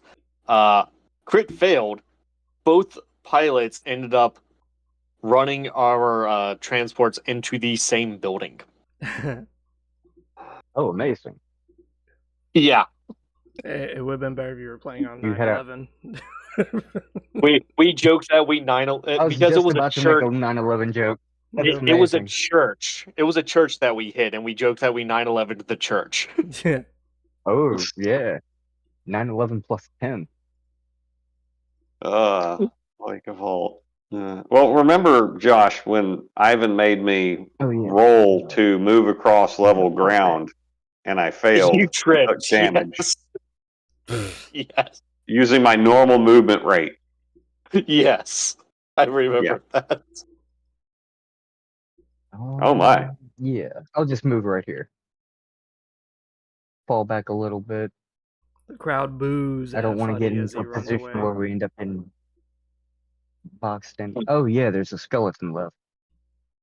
There's a skeleton. I want to keep my boys in my order, in my aura. The crowd Do what boos. you gotta do. What was Boo once on you excitement? too. I just died. Nope. Your boos mean nothing. We've seen what makes you cheer. That's the truth. Exactly. So you're gonna try to attack that human? You do have a spear. It's a +2 range. Oh, Do yeah, it. I can just reach past him. Yeah. On your left. Just reach around. 7. Yeah. Give him the old reach around. A little poke from the back. A little stabby stab. God. Maybe get a cup of Meloth's melons. Only if he rolls poorly. Trying to get some of that spider silk out of the Zephanim, huh? A little early. I haven't Oh, transformed yeah. Come here. Let's inspect your spinnerets. yet. God, that's disturbing. Just wait until you find out where those spinnerets are going to be. Oh, Well. ew, yeah. Mm. His limbs aren't the only thing that's long. So you attacking or what? Wow. It's getting kind of Oh, thick in yeah. here. I rolled a 7. Oh wow, perfect. So it's gonna be 7 Yeah. damage. And this one Sorry. actually does have armor. Beautiful. Alright. That's the end of Fuddy's turn. Virith, it's your turn. Yeah, I'm going to set myself up to intercept the skeleton, hopefully. If I roll well enough to move. Which I do. So I am just going to move to there. And then Steven's going to go before the human, so I am going to attack the skeleton. There you go. Beautiful. And Yep. a 9 hits. Hell yeah. 9 damage. And you're on the +3 row now, is that right? Yes. Forgot. Your Okay, damage is beautiful. actually 10 now. There we go. Alrighty. Very nice. Now it's just one Okay. lonely human. All right, let's try fanging her. Let's do it. So 2d6 against strength, and so I've got no modifier, and so it's just the 0 row Yep. on the results and modifiers too. Okay, all right. So 7 to 12. Come on, Big Daddy. Let's do it. Come on, get me box cars. I want 12. Give me a 12. Come on, do it. Ooh. 11. Oh, That Ooh. good enough. Ha again, not a crit, but you do it. Jesus. So, okay. All right. For the last opposition of the arena fight, I've been victusing it all over the place and stabbing people and drinking corpses. I'm just going to rip her throat out and throw the bloody hunk so the crowd can enjoy it. The crowd enjoys it. The crowd is roaring with excitement. Nice. The announcer picks up his mic. Well, there we have it, folks. We just saw 3 brand new fledglings in a battle to the death emerge victorious. Victors, please leave the arena now to the Bloodworks. There you will be given new items and sponsorships. Sponsorships. We're going to get like Ooh, racing sponsorship. cows. Get product endorsements. Oh, sweet. Cool. So that's the arena, huh? I hope mine is mellow yellow.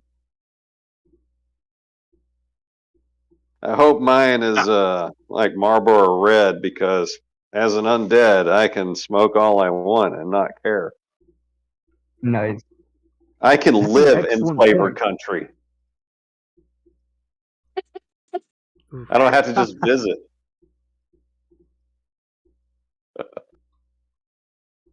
That's the spirit. That's using your unlife in a proper fashion. Make it count. You can't die, so abuse the hell out of it. For some fucking Yeah. reason, this map is like all Smoke weird. 4 cigarettes at a time. I hope my sponsor is either either Red Bull or Monster. Nice. Oh, not Mountain Dew Code Red? Nah. Red Nah. for blood. So as you guys enters the Bloodworks, you see that there are 3 people that you really only see at all. One of them's a fat, blubberous guy who seems to lead you to and fro the arena. The other one is some wicked crone of some sort with a bunch of vials next to her. And last, there's some guy in a room who seems to be rubbing his sword a little too much detail, but you do see he does have a lot of other armors available. As you come out, the fat guy just kind of speaks slowly. You're not sure if he's just stupid or just slow. Here's your reward. And he gives you guys each a bag of gold. For your performance, each and every one of you gets your own different amounts of rewards. Depends on how much you please the crowd. Oh no. Fuddy gets 50. Virith, no one's really sure. But I did so good, boss. But you got 100 gold somehow, Virith. I did so good. I died and came back. Nice. And Melith got 75. All right. Okay, so now we can look at the Oh wait, we can look at all kinds of equipment, can't we?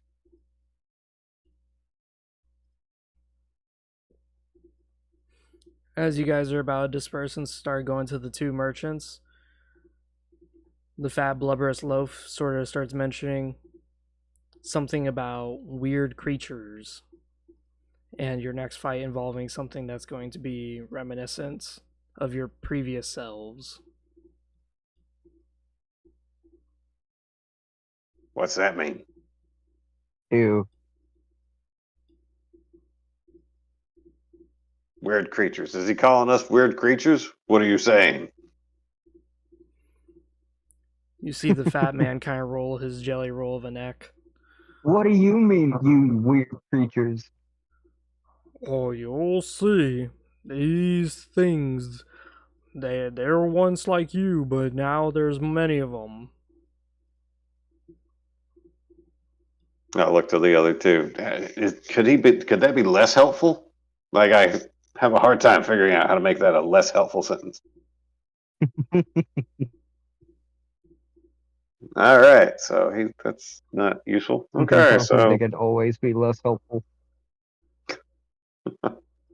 let's see what the old lady's got. As you approach the old lady, Damn she elder starts vampires. wiggling a vial of blood in Oh. front of you, and you see the blood glow with the miasma of magic. So, you're the one I have to thank for all this beautiful concoctions I was able to make. She opens up her store, and you see that she has a lot of blood vials for sale. If you just go to the Hemomancy page, that would just be the prices.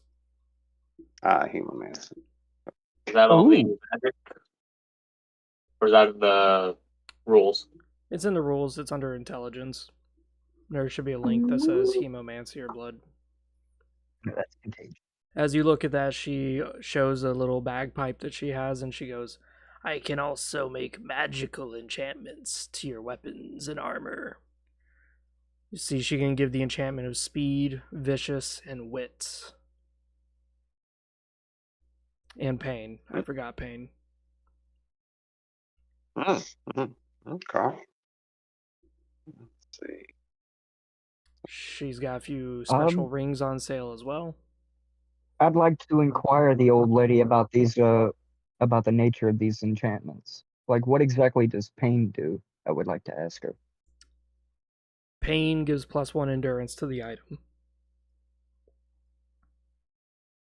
Oh, to the item. Okay, cool.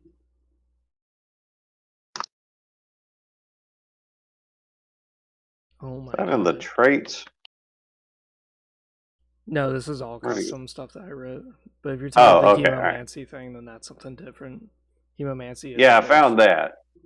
Yeah, I got that. And so, to buy a blood vial is 100 gold? Yep. Okay. Then, all right, that's a bit rich for my blood. Ha, ha, ha. Yeah, we have different blood types because, you know, Blood Omen 1 had blood types. Yeah. Yeah.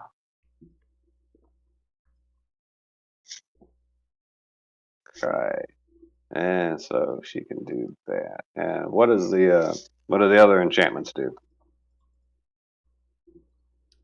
Speed gives +1 perception to the item. Vicious gives +1 strength to item. Wit gives +1 intelligence. Mm.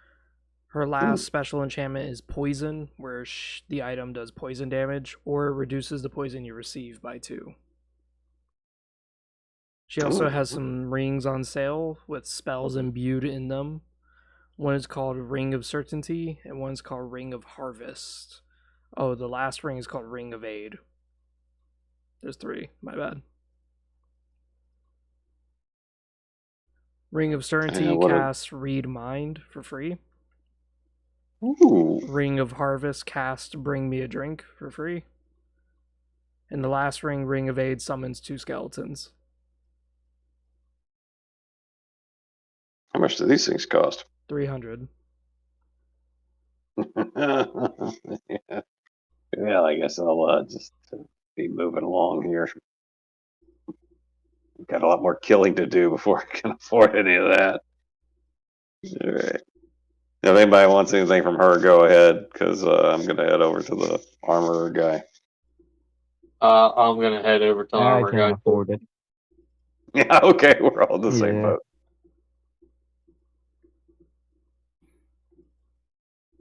As you head Cool to the, stuff, though. As you head to the armor guy, you see him wiggling his sword up and down, looking it up and down, then balancing it on his finger. And finally, he throws it like a javelin into the wall. It sticks through nice and clear. Right. I'm the master at arms. Beautiful craftsmanship. Here's what I have for you. You look through his wares and you see that his prices are actually kind of low. Charges 1 gold for iron weapons, 5 gold for iron armor pieces, 5 gold for steel weapon, and 10 gold for steel armor. But then for 300 gold, he sells unique weapons and armor. One of them is Gloves of the Conquered, steel dye katana called Whiplash,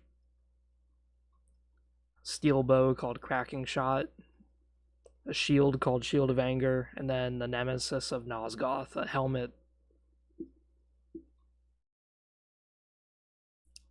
Seeing as how none of you have 300 gold, I don't think you guys will be buying that, but... But it's cool. Like, I like hearing about it. It gives you something to aim for, right? Yep. Yeah. So his steel weapons are 5 apiece? Yep. And how much was his armor, steel armor per piece? 10. Dang, that's cheap. So right now you guys have pretty much no armor on, so a full suit would be about 50 gold. Yeah. You know what? Let's- Because I can afford it, I'll do the full suit, and I already have a steel weapon, so I'll just do a full suit of steel armor. Yeah, me too. Nice.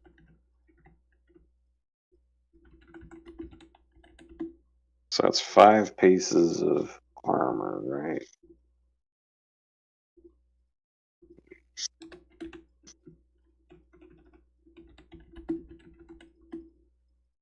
And There we go.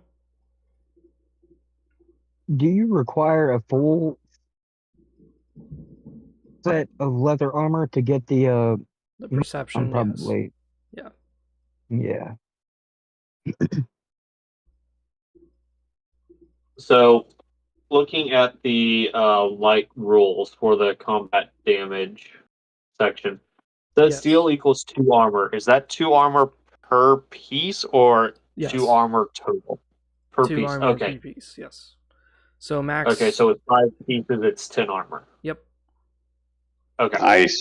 So that means if someone hits you, you're going to take that armor number, which is 10, divided by half, which is 5. So now whatever the damage is, you're going to reduce it by 5. If you reduce it below 1, then you just take 1 damage. Okay. Minimum amount of damage. Yeah. Because Cool. someone asked me that earlier about negating damage, and there's a few ways you can do that to negate it entirely and not even take a single tick of damage. But that's where you start getting into special magic stuff. The shield spell in particular, I would allow that. Yeah, I saw somewhere, and here I don't remember where at the moment, but I remembered seeing somewhere in the rules like that it did say you cannot negate damage down to 0. You always take 1 unless it's a special circumstance. Yeah.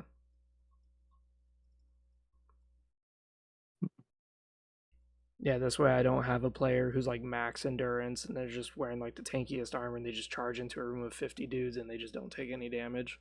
Which, believe me, we were having that issue with the alpha testing. Oh, I believe it. Yeah. Well, like me and Josh are in a Star Wars D6 game, and there's a hiccup in the rules where if you're a Wookiee wearing the right kind of armor, apparently you could just tank getting shot by a Star Destroyer nonstop. Yeah, because the way the Well, dice worked out. They also failed to account for using weapons on spaceships and other vehicles on players, Oh because boy. they account for ship to ship combats, and like one weapon will do 5d6, but that 5d6 is something that is damaging the hull of another ship. Against a human, there's no armor that would technically stand up to that. But based on the rules as written, you could technically survive that if you roll the right dodge or roll the right negating damage. Yeah, Uh, yeah. which it should do like double, triple, or something to unmanned or not unmanned humans that aren't piloting anything. But it does. The rules don't say that. Yeah, that was one thing that I was having on my little like checklist of games that I wanted to play. Is I wanted to play like an actual tabletop Star Wars game, because like I play KOTOR 1 and 2 a lot. I'm really good at KOTOR, but like I always wanted to play like a Trandoshan character and just be a bloodthirsty fucking maniac. I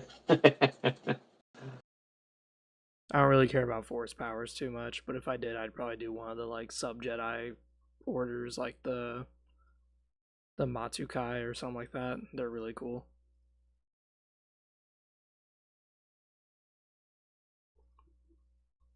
Yeah, the game we're playing doesn't get into the specific classes like that. It's just all of the force powers are laid out. You could technically learn any of the powers at any point as long as you either find a teacher or find some sort of sacred text like a holocron or something that studying it will teach you that power.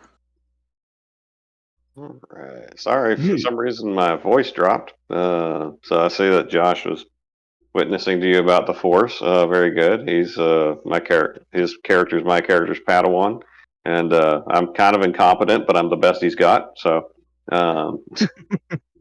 The other yeah, option is another failed Jedi that has a bit of a temper problem and likes to cut arms off. yeah. Don't be a Rhodian with two arms around Sounds that like guy. an upstanding Yeah. citizen of the Empire. The Empire. Yeah. All right. So I was going to ask, as far as weapons go, it looks like dagger is really my best bet because the -2 on the modifier table, that sucks. For magic, Or is that what you're talking about? anything else. Yeah, and that's why you offset it with your stats. That's really the big difference between like all the species is that vampires, you have really good stats. Hilden have good stats. Humans have good skills. So if you do Yeah. play human and you Yeah, survive the that's why they initial get you. levels, you'll reach like easily double-digit skill level if you just dump all your points into one skill. You'll easily have like 15 skill points. So you become kind of like You a will glass achieve cannon. third levels of strength. Yeah. Okay, interesting. But your stats will be very very mediocre. Yeah, is what it is. But yeah, it looks like dagger's probably fine.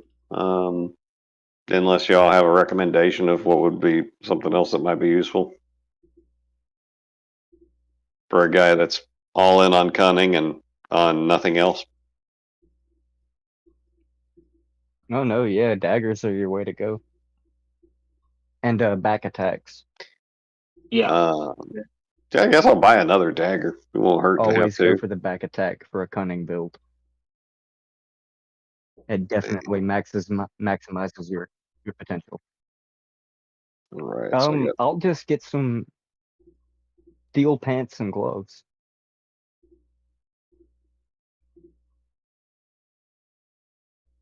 You do have 50 gold, you could spend all of it on a full suit of steel armor. and since you are such a boon companion, I have 20 gold I can share with you. You helped keep me alive even while you were laying there Oh, motionless. You must be good luck. Much appreciated. I suppose I am. Even if I can't roll for shit. Are you gonna spend all your Perhaps focus on killing instead of on shouting. Show the I can do enemy this. that you mean business. Don't just talk about it. Absolutely. Yeah, so you got 20 extra gold I you like your can spend. moxie, sir. Yep. Are you gonna spend 50 gold All to get a right, full then suit of I'll armor? go for a full set. Cool. Do it. Yeah. So All right, gives so you that burned 20 through. left. I think that burned through both of our gold. Oh, I'm so shiny. All right. How much were the blood vials from the first lady? 100 gold each. Oh, okay, yeah, never mind. I was gonna say I still have 50 gold. If they I were cheap appreciate enough, the I might be able sacrifice. to get one of each of us, one for each of Yes. us. Yeah, at 100 now. Yes, yeah. You can make your What own did you blood vial whenever you have a corpse, but you need to roll intelligence check to do it, or you could cast a spell. Okay. Okay. So you could technically do your own little farming economy where you just kind of farm your own humans and then sell them. I'm not even going to attempt that because my character is pretty but dumb. Yeah. Just have the human farms from Blade 2. That's one of Bunch of the humans vacuum. that's Just one a of bunch the of humans starter vacuum sealed. campaigns. Yep. That's Yeah. yes, that is, isn't it? Tasty. Meals ready to eat. You guys ready to do another round? Actually, I think I'm good for the night. But this has been fun, and I definitely would want to do it again. Yeah. Definitely. This was really fun. Absolutely. Yeah, I'm getting it. So thanks for putting running this for us. How often do you, when you're in a rhythm, how often do you run it? I usually do it once a week. But right now it's going to be kind of weird because the moment September hits, I'm gone. I'm gone for a month. I'm going to the Philippines That's for a right. month. I won't even exist. And I probably won't be back till like October 15th or some shit. So you're going to Manila or some other part of it? No, we're going to go to Iloilo. Where's that one? It's the second biggest island. Okay. I got you. So when you look at all the islands, just know the second biggest one's me. Cool. That's fine by me. September is my by far busiest time at work. I am a biomedical engineer. I work on hospital equipment, and Nice. September is Oh, the geez. month that all of our IV pumps are due, and we have almost 800 of them to do in 1 month. That sounds like fun. So yeah, I am fine with September. Nothing happening because I am probably going to be so brain dead afterwards. I would miss so much going on in the game. Yeah, it's kind of why like I don't really have much planned for August. Is only because I don't want to pick up something if I know I'm not going to continue it for a bit. Yeah. But no, that's cool. That gives us time to take care of other things, let dust settle, and like in the winter, definitely hit you up and get some more in on this, and see what it's like to how you run adventures, because the arena, you did a good job running that. Yeah, knew how to entertain people with it. Yeah, this is neat. It was definitely a felt overwhelming, but we easily came back from what felt like, oh yeah, we're all gonna die. Yeah, the main reason why you guys came back was because you started positioning and started doing minor tactical advantages that really do scale. Like you guys started to realize like, hey, these humans And the dice. they have like the most HP, but they suck at hitting. Like this human did not land a single hit on us this whole time. So you just started targeting the skeletons, and it's like, yeah, that's what you have to do. Yeah, because they might not hit as hard, but any hit still sucks. They were consistent with their hits, but I also like the mechanic of being able to attack a human and take them out immediately by biting them and healing yourself. That is a great mechanic to have as a vampire mid fight. Yeah, that's more of a personal home rule by Right? me. So I wouldn't expect other game tables to do it. If someone else was running my campaign, they may say no. Right. That's up to them. Right. But that was I easily would have died if I wasn't able to do that, because I healed myself up and then I immediately took 6 more damage after that. I would have died if I hadn't been able to do that. Yeah, and that's basically the goal of the game that I've somehow succeeded, was that there's never a point where you could really relax. Even if you become super powerful, it still doesn't take much to knock your ass right back down. So even when you reach max level, which is 8, you're still very vulnerable as you were as a fledgling. Which is good. Which is good. Yeah, I think you got some good balance going on here. You've got a good thought process. So the material you've got out there is intended for the, I guess, post Blood Omen 2, prior to Soul Reaver 1 era. Is that where you've done all your gaming, or have you gone into other eras? No, I've kept it strictly in Kane's like Empire. So after Blood Omen 2 basically, but there is some campaign ideas I've toyed with, like the idea of playing Razielum, and you're inside your Razielum city. All of a sudden, you get attacked by all the other vampire clans. You have no idea what the fuck's happening.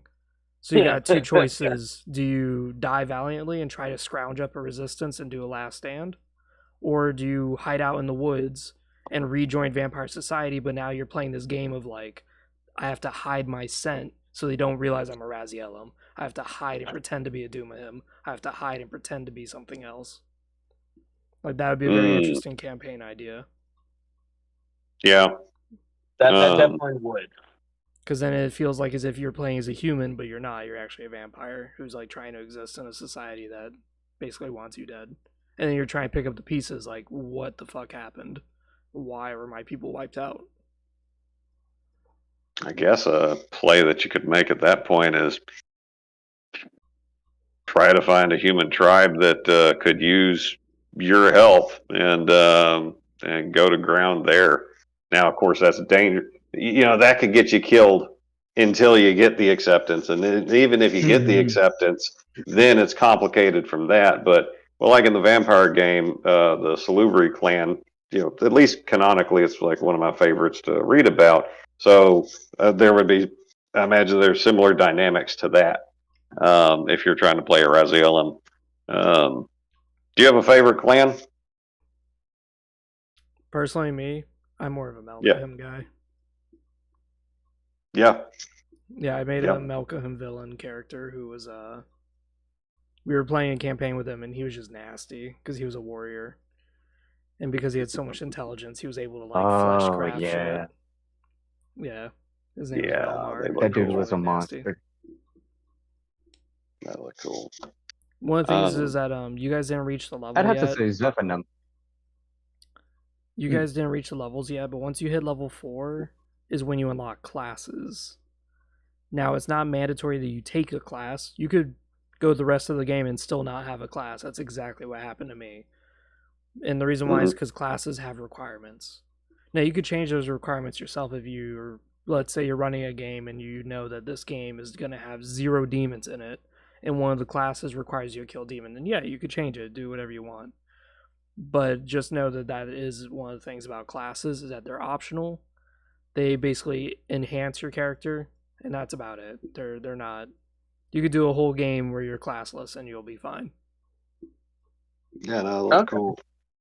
Have you seen about the Morkborg Legacy of Kain rules that got kickstarted?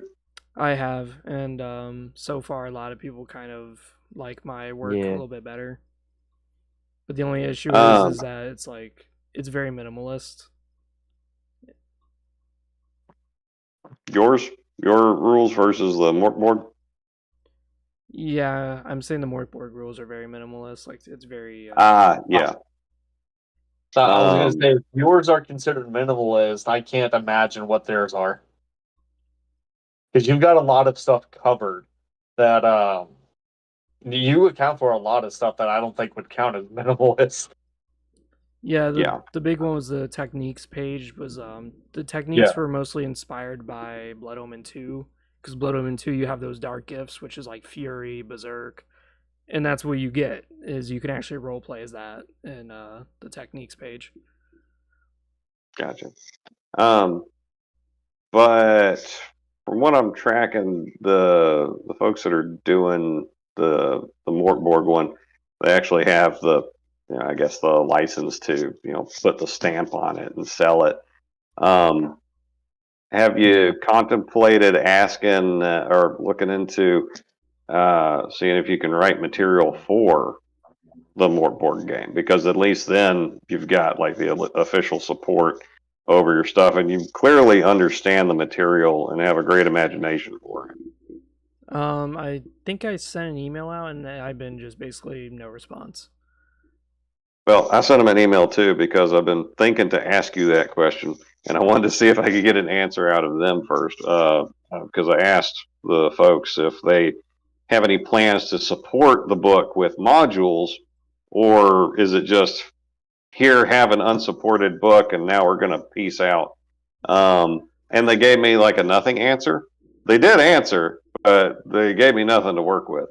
And I think that would be a crying shame that we would finally get an official Legacy of Kain tabletop RPG and then it not be supported. But if they're open to it, or if the rights can be had, I've worked. I'm editing some RPG modules for small presses right now. I know how to structure things. If it becomes a viable option, I'd like to help you get whatever. If we can do this, if we could do modules for the world, I would love to work with you because I've been praising you the whole time because you put together some good stuff. One of the personal creations of mine was the Demon Realm, and there's some really fun lore in there, and there's some fun world building that I decided to do there. But one of the big things is that these companies usually don't like it when other people give them work for some reason. I don't know why. I would think it would save them a lot of time if I just gave them all this work that I did. Mm-hmm. But it just seems like they're just not interested in anything that I've done, which is fine. Okay. But it seems that from the Legacy of Kain community that I've messaged, it seems like most of them are buying the Morkborg thing only for the encyclopedia, because the encyclopedia is attached to the game itself. So people aren't buying it for the game, they're buying it for the encyclopedia, which becomes kind of weird. Point. Damn. Yeah, that seems very. That almost feels like if they had an option for the encyclopedia as its own add-on, people would be buying in just to get that as an add-on and leave every other aspect of the game out. That's exactly what a lot of people have been saying, though, is that they're only getting it for the encyclopedia. And then some people are just buying it for the artwork because they like the artwork. And it's like, okay, that's kind of weird. I've never bought a checkerboard just for the board itself and not actually play it. Like, that seems kind of weird to me that they don't even want to try it. But whatever. The different board games, they usually have interesting art, and the games generally aren't that interesting from what I've been told. Now, I haven't played or read any of them, but I mean, at least they look nice. And I was glad to see anything happening with Legacy of Kain as far as a role-playing game, so I bought the PDF before I knew about what you were doing, and I'm still interested to see what they do. I just hope something more comes of it than just one unsupported book. Well, the thing that I kind of said was... Well, we'll see. I just find it very weird that they're starting it off with humans hunting vampires, and they didn't start off with a codex for both races, like right off the start. Because if you're playing against vampires, how hard is it to just flip the tables and play as a vampire against humans? It shouldn't be that hard. Yeah. So No. why is it only It- Seraphan? Why is that? I find that very If odd. you've already, yeah, if you've already got all the stats for the vampires as enemies, it should be fairly simple to just go ahead and turn that into here's how you make one of them into a PC. Yeah, that's my point entirely. Yeah. So it makes no sense to me. But we'll see, like, what do they do? I don't think they're going to go too crazy with it. As I said, it looks like a reskin of just what they previously done, which I already said at the beginning of this game session. I'm against reskinning for Legacy King. I think it deserves its own niche. Yeah. But I don't think they're going to do anything with the clans. I don't think they're going to do anything crazy like that. Like, if you're fighting a Raziel versus a Zephanim, there's going to be zero difference. Just a name, basically. I don't think they're going to do anything crazy with that. Which is And the era that they chose to set it in was before, if I remember right, it's before most of the cool stuff happens. Did they? I'm tracking that it's, well, when the Seraphim were, like the real Seraphim, not the Hilden-backed Seraphim, were a thing, and before Cain came about. And leaving aside the time travel hijinks of the sequels, most of the world didn't know they were traveling through time. And so you'd be running around as a Seraphim like before the, Raziel and the rest of them got capped by Raziel. And fighting vampires, which can be cool, but is that the selling point of a Legacy of Kain game? Or is it playing a vampire? Or, I don't know, I think it might cheapen it to make more than one Wraith Warrior like Raziel. But, I mean, it'd be neat. Yeah, it'd still be neat. That's kind of the thing, is that when I designed this, I already knew I was kind of opening up a big can of worms. So I tried to do as much as I could. So that's why I started off with the demon realm and the spirit realm. So I've got realm travel as a possibility in your campaigns. I even made a joke once when I was creating this game. I was like, you could probably have it where there's 2 hallways to get to the same objective, and there's a riddle. And one of them could say that there's really high level spirit enemies in this hallway. And that's the joke, is that hallway is actually empty unless you die in that hallway, which is impossible. Interesting. Oh yeah. What was I don't think I ever saw like the canon explanation of how Cain made vampires. Did I miss something in one of the games? So it's not discussed in the game. It's actually discussed inside the video game manual, which thank God the video game manuals are printed or scanned so you can read them. So Soul Reaver, video game manual. Okay. Let's all type. Oh wait, I have one I have my Dreamcast one in another room. Okay, but still. So when you look at it, you're gonna want to look under the Raziel section, which to me is an awful section to put things in, but whatever. And under Raziel's like own little biography, it's not actually his biography. It just kind of talks about what it means to be a vampire, where they basically put essence into a corpse, and then they evolve from there. Now, people didn't like my YouTube video when I said about how, like, humans are turned. And I said, even though I was slightly wrong, because this video game manual clearly says it's corpses, is it really unbelievable to just have a human who does really good in society and then they just kill him and quickly revive him immediately? Like, that seems more plausible to me. Because in Soul Reaver 1, Raziel seems very disgusted with the Melkahim just resurrecting dead corpses. He definitely is. And that was kind of the thing, is that in the instruction manual, Raziel says that all vampires are made from corpses, but in the video game himself, he's disgusted by Melkahim reviving random corpses. So it might be that, as I said, they can only revive you as a corpse, but they do so really quickly. They just do a ceremony, you fall on your own sword, your heart's impaled, great, and then they revive you. Maybe that's just how it works.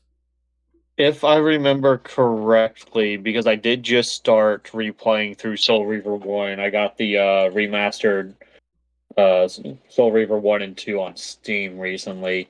That is actually how the game starts off, talking about how Raziel created his inner circle and how they were handpicked and went through ceremonies to become the vampires that he trusted as his inner circle. Yeah. So Wow. for some reason, people didn't like my interpretation on that. I don't know why. But It seems like you had plenty of. Go ahead. Oh no, you go ahead. It seems like you had plenty of lore room to move, so I don't think it's a unreasonable or a hard to believe explanation. yeah, and I do like the idea of it too, of like a vampire court where everyone's armor has like opening spots, and you may think that's weird that they're not protecting like certain parts of their body. And it turns out they're just showing their scars and they're showing their devotion to their clan or whatever it is. Because it's That's like badass. the closer the scar is to their heart, the more that they feel like they've sacrificed and stuff like that. So you could And that's have, totally on point for some of the like emo vibe of the game series. yeah, exactly. Yes. That's also where Soul Reaver 1 picks up is your character is summoned before Raziel because your character has evolved. And Raziel's disgusted by the evolution and the fact that You mean the Kane? vampires can continue to evolve. You mean Yeah. Kane, not Razio? Yep. Yeah. Okay, I was about to say, wait a second, that sounds like a different game than I remember. No. Your character, which Your yes, character, Kane. Razio. Yep. But yes. Go. Yeah, sorry, mixing them up. But yeah, he's disgusted that they are evolving because he gets wings, and they destroyed them before killing him in a sacrificial way. So that's, yeah, they're pretty snitty. There is actually rules too in the human codex for Yeah, how like you how they can tied that convert. back in. Yeah. So if you ever played a human campaign, you want to convert to a vampire, there are rules written there for that, which is fun. Cool. Um, Cool beans. As I say, I really kind of. I'm gonna say I'm admittedly extremely biased, but this is an amazing game. I've had indescribable amounts of fun playing this game with Breezer. That's awesome. That's great to hear. Job. He really hell of an Hell yeah. experience, and just as much fun to play as Pathfinder or D&D. Like I could set those to the wayside for months and just play Nosgoth. It's Hell so yeah. much fun. It's so worth it. I can't brag on this game enough. So I will say that in addition to this, there have been two other games that I have play tested. One of them was an inner city module that Steven was working on. Actually, two now. And working on, yeah. Yes, which is also really fun. But I'm also doing a Mega Man TTRPG playtest, and I have to say, Sweet. those games, this one, Stevens, and the Mega Man, if I had to pick, I would actually drop all D&D to stick with the Inner City, the Mega Man, and Nosgoth. Well, thanks, dude. Cool. Because I feel like those are more engaging. They're more fun. Yes, there's a lot more homebrew stuff that I'm dealing with in the D&D, but after a certain point, it just becomes kind of a repeat of you go to a town, you go to a cave, you fight some goblins, you level up, and there's a BBEG. Stevens Inner City, there's a lot more investigation. There's a lot more you have to uncover and strategy. This one is very, very engaging in combat. I since I've only been involved in this one, I've only seen the combat, so I can't speak on outside of that. But the combat is very engaging, very simple. There is nothing that once I realized how to read the chart, which was totally on me for misunderstanding it, it's just so smooth and goes so easy. Yeah. yeah. Because reading it, I knew that it made sense, but I couldn't operationalize it yet. So that's why I asked you to run it for us, so I could see how does it flow. And now I get it, like Josh just said. Yeah, it's good stuff. Yeah. I can easily read that chart now. And in case you hadn't heard of the Inner City role-playing game, a friend of mine has been publishing it for decades. And basically it's 70s, 80s, 90s crime melodrama. So like Lethal Weapon, any gangster movie you ever heard of, that the role-playing game. You get to play it. And the last play test me and I ran Josh through is Blackula's Blood Castle, where, guess what? You had to fight Blackula. So we got the vampire thing going over there and over here at the same time. That one just got that one. I love the Inner City just because of that buddies cop, goofy, cheesy 70s, 80s, Starsky and Hutch type vibe. That's what it's for. Yeah, and it is. For me, that one is just so much more of an engaging environment to be in than the fantasy, the standard fantasy D&D. That is one of the. So is it like if Leslie Nielsen directed a horror movie? Is that what the game is like? That particular adventure that I'm working on, Blackula's Blood Castle. I would actually, I would say, our one session with that, kind of thinking about it, kind of felt like Leslie Nielsen was leading it. Well, if you do escape amazing Blackula's Blood Castle, because you start off like he's going to eat you, and you're in his warehouse. If you do escape, every night after you escape, you have to make a saving throw to see if he gets you or not. And if you get away from him, well, you roll a series of dice, and I populate like Mad Libs the story of how he attacked you and how you got away, and it's all geared towards humor. And if you fail your saving throw, then we do a Mad Libs generation like of a vaudeville shenanigans. Yes, waiting to happen. Yes, you do a Mad Libs generation of the news headline. All the other player characters see the next morning about how your character horribly died, and it goes from there. So you're getting it. Back to Kane. What's y'all's favorite game, like of the video games? Which one's your favorite installment? Of Legacy of Kain you're talking about? Yeah. People are not going to like my answer on that one. It's got to be Blood Omen 1 or Blood Omen 2. I'm stuck between the two. I'm still a Blood Omen 1 guy. Soul Reaver 1 was good. The story of Blood Omen 2, Soul Reaver 2, Defiance, amazing.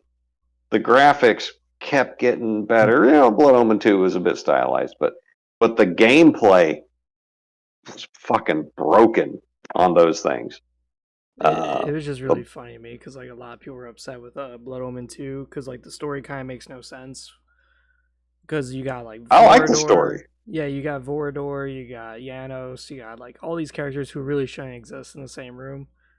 But I always thought it made sense just because Kain has up to this point been butchering the timeline, and he's not a time guardian. He can't. Yeah, it came out adjacent to Soul Reaver 2. He can't he can't see the consequences. He can't stack the deck. So all he can do is just brutally chop the time stream and just watch what happens. That's a good take on it. He's done it like 3 or 4 times up to this point. So yeah, of course, continuity errors are going to start popping up. It's going to be like, wait, didn't I kill you like 3 times ago? It's like, yeah, but I'm still alive. How is that possible? Because the time is trying so hard to keep going, but Kain just keeps butchering it over and over again that time is struggling. Now we're starting to see fractures. I wish they said that in the games though, because that would have made way more sense to me. Yeah, and the different places you got to go in the lore that got built in Blood Omen 2, that's some crazy stuff, but like it's so cool. So yeah, the stories, I like the stories of all of them, but as far as like gameplay, Blood Omen 1. That's the way to do it. Josh, what about you? Yeah. Soul Reaver 1. Honestly, only Good one. because it was my introduction to the Legacy of Kain series. Majority And of people, it is, yes. there was just something about it that at the time, I never had a Dreamcast, so I had it on PlayStation, I think it was what it came out on outside of that. And it was one of the most unique games of that time. Like, yeah, it follows a standard formula of the video games from that time. It's essentially a platformer. Yeah, with some Um, puzzles thrown in. Yeah. Yeah, yeah, that's and the a big little reason why I didn't like it. Because like there was no like engagement with the bosses, like no like punching them. Instead, it was just okay. This big entity is gonna kill you if you get near it, so just solve a puzzle and then he dies. That's one of the reasons I didn't like it. I I can mean, see yeah, that. that is a fair criticism, but compared to all of the other games at that time, which were kind of cookie cutter story, they changed up the setting, they changed up the main characters and whatnot. But unless you were playing a sports game Mm.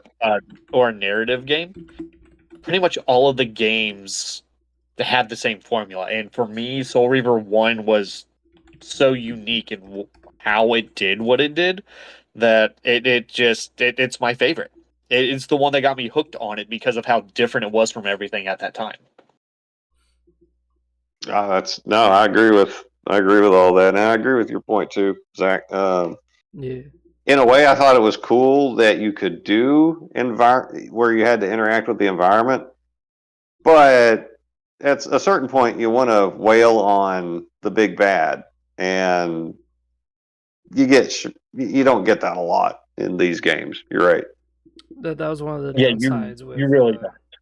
That's one of the downsides with Legacy of Kain Defiance was that Defiance is really badly ported on the PC, but I played it a lot Oh on the yeah. Xbox original, and it was fun as fuck.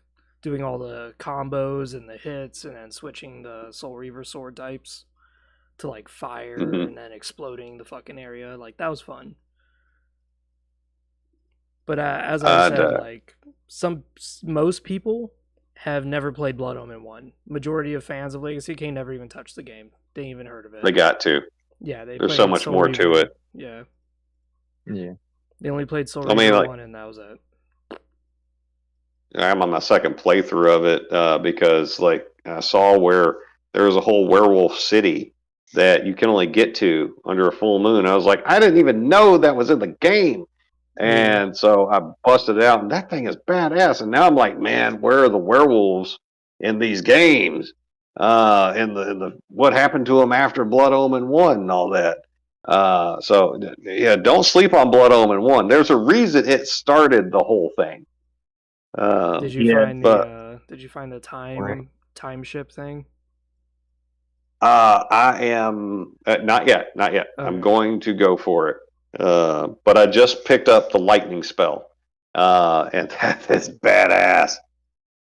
Just mowing down werewolves left and right with that thing. It's so cool. But you can probably look Oh, at most of the magic that I have for the vampires, and you can probably look at that game, and you'll probably see a lot of similarities. Why not? And that's just because that's where I use my source from. Hell yeah. Well, all the material's good. Fuddy, what about you?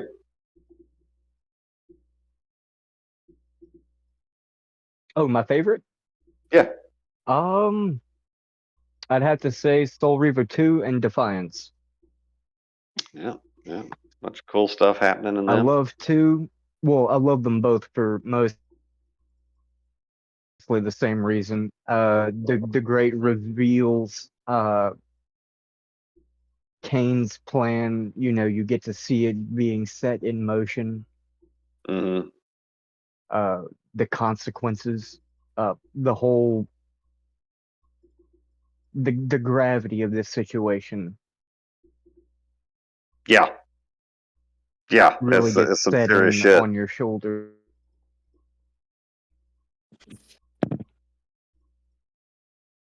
In Soul Reaver 2, and I thought that Defiance really resolved the conflict between complete. I understand why a lot of people say they want a sequel to Defiance, and I do as well. But like just on its own, the story between Kane and Raziel, it's very complete. It Yeah. came full Anybody circle. else There was when? a satisfying Yeah. resolution At the and end a of redemption sorry, go ahead. arc, all there for these characters. And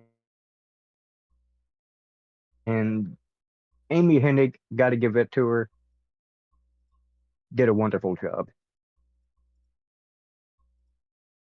I tell you what, that bit at the end where Raziel's like, no, you got to do it. This is how it's got to go, bruh. That's so tough. That's hard. Yeah. That straight in the feels. The, So when Kane then goes and whips the crap out of the elder god, yeah, that's some satisfying shit right there. And then Mobius finally getting it. Damn right. Yeah. Not once, but twice. Both heroes got their little resolution with Mobius. I really enjoyed that as well. Oh, he was such a shit. But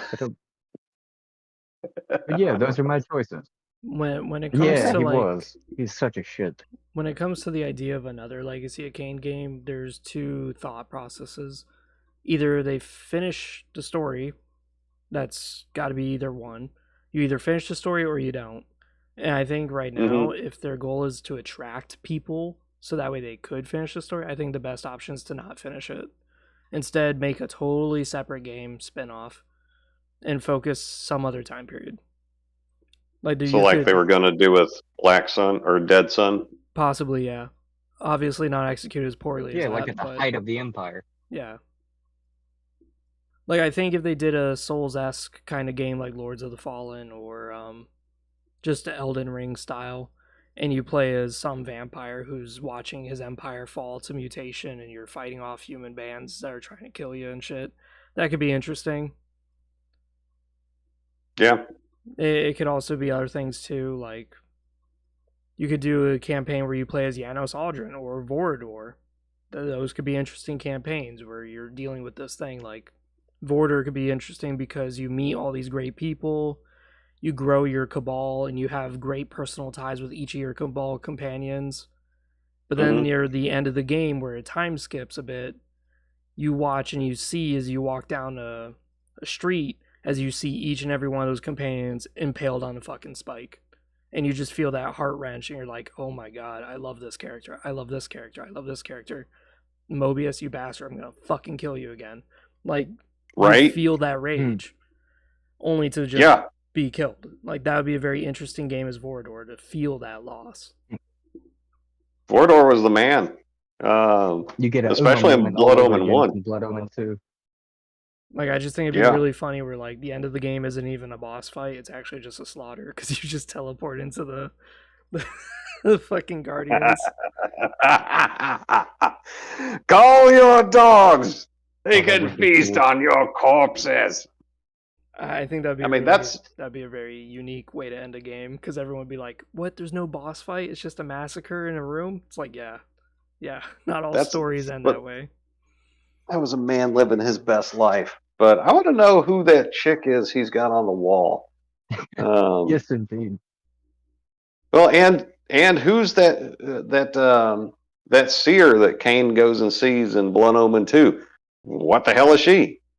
She's supposed to be Hilden, but like it's kind of weird. Yeah, and what was going to be the story of Dark Prophecy? I want to. There's so much I want to know, and even like the dead son, the story sounds interesting. Like I hate the mechanic of the soul bound characters. Like that sounds really annoying, and it apparently didn't pan out. But I want to know what else happened. Like If I'm not I'm interested in mistaken, all of it. the people who worked on Dark Sun. Yeah. Oh, sorry. If I'm not mistaken, the people who worked on Dark Sun ended up working on Shadow of Mordor. Oh yeah, I think you're right. Or they came out around the same time, and so Like, there's somebody probably knew yeah. somebody. Yeah, well, that's cool. Well, based on what I've read of yours and gaming with you now, I am interested to see your take on all this stuff. So maybe sometime we'll. Have you explored any of these mysteries in a game yet? So I'm a person who usually doesn't meddle with other people's creations, just because I don't feel confident in my own ability to illustrate them. So never would I ever run a campaign and you'll meet Kane. Never would you speak to Duma. Never would you. No, I don't do that. The reason why is because I don't want to try to impersonate someone else's work. And I feel like it's a little too egotistical of myself to say, oh, I know exactly how Kane would respond in this situation. No. I view that like too much ego. So instead, I always make my own characters, make my own interesting stuff that happens. Gotcha. Like what was Gotcha. it? There's a vampire that I made just now. Her name was like Urgana, Crusher of Hope, and she's a Torellum who's like crazy beefy as fuck. But her whole intriguing story is that she has vampires who aren't Torellum and they're not anyone else. So it makes the question of like, where did she get these vampire clan? Like, how are they made? Where do they come from? And that's something for players to discover. And then you find out that these vampires, they get stronger the more thirsty they get. So as they get more thirsty, they become ravenous, monstrous things. Whereas with you guys, you become weaker if you thirst. These guys get stronger. So it's like, oof, okay.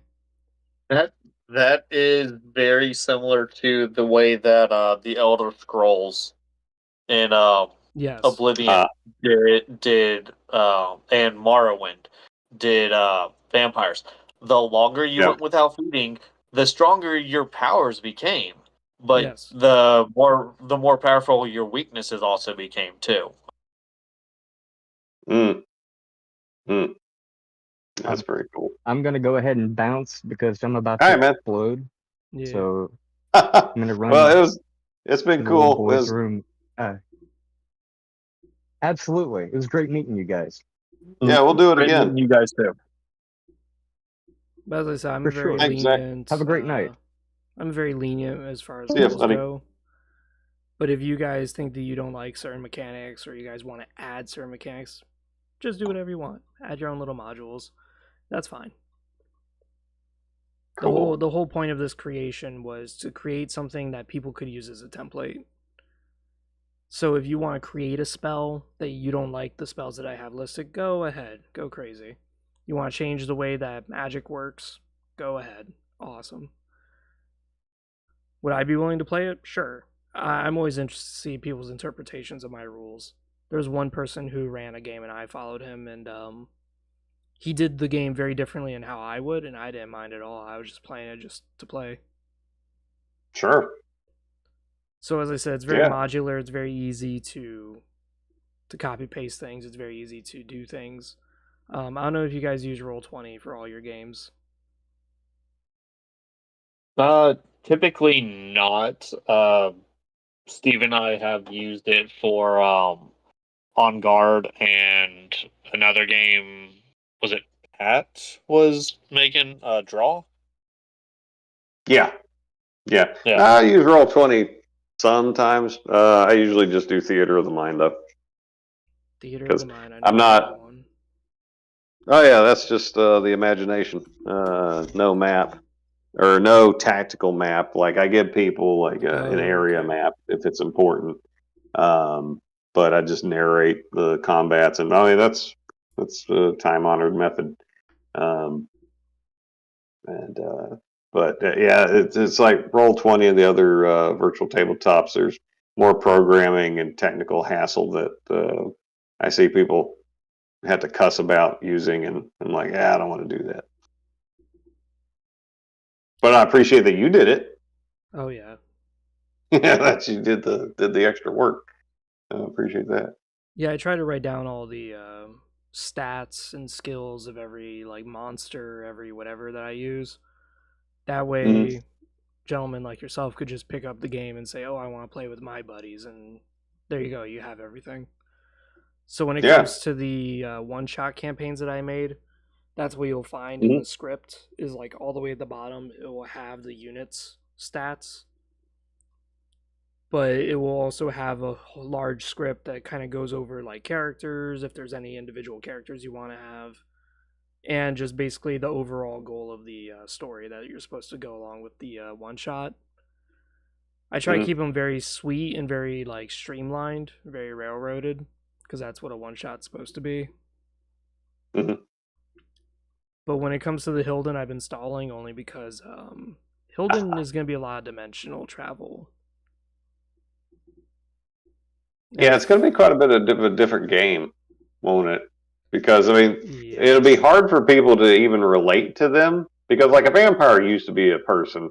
So, well, at least the vampires that we would be playing used to be a human. So you have a starting point for understanding what they're like. Hilden was never a human and has been trapped in hell for how long? What's that do to you? You know, now from reading your Hilden write-up, I think you get it, and you'd be a good person to run with it. But yeah, it's taking your time to wrap your mind around it's a good idea. Yeah, and basically what I designed with the Hilden Society for my own like Hilden open world demon realm thing was that basically you have a society of cutthroats, hateful people. They're just hateful to each other. They're hateful to everyone. They're just mad. And some of them are insane. So you have to deal with the insanity trait, which is what makes the Hilden campaign a little bit more difficult because you have to roll all the fucking time to see if you're going to have a schizophrenic episode. That's a different type of play experience, so it would probably attract a different type of player. But that's interesting. And one of the things that there is possessions. So in the Legacy of Kain universe, you can see that some people get possessed by Hilden spirits, which is cool. And that's what you can do as a Hilden if you die. If you die and you kill whatever creatures inside the spirit realm, then you can now possess one of the people who fails a charisma check in the battle. And now you're basically role-playing as that character until you can get your body back. Now, multiple people can possess one body. And that's very interesting when that happens. Because when multiple people inhabit one body, that means that the guy can act multiple times, but he can only move once.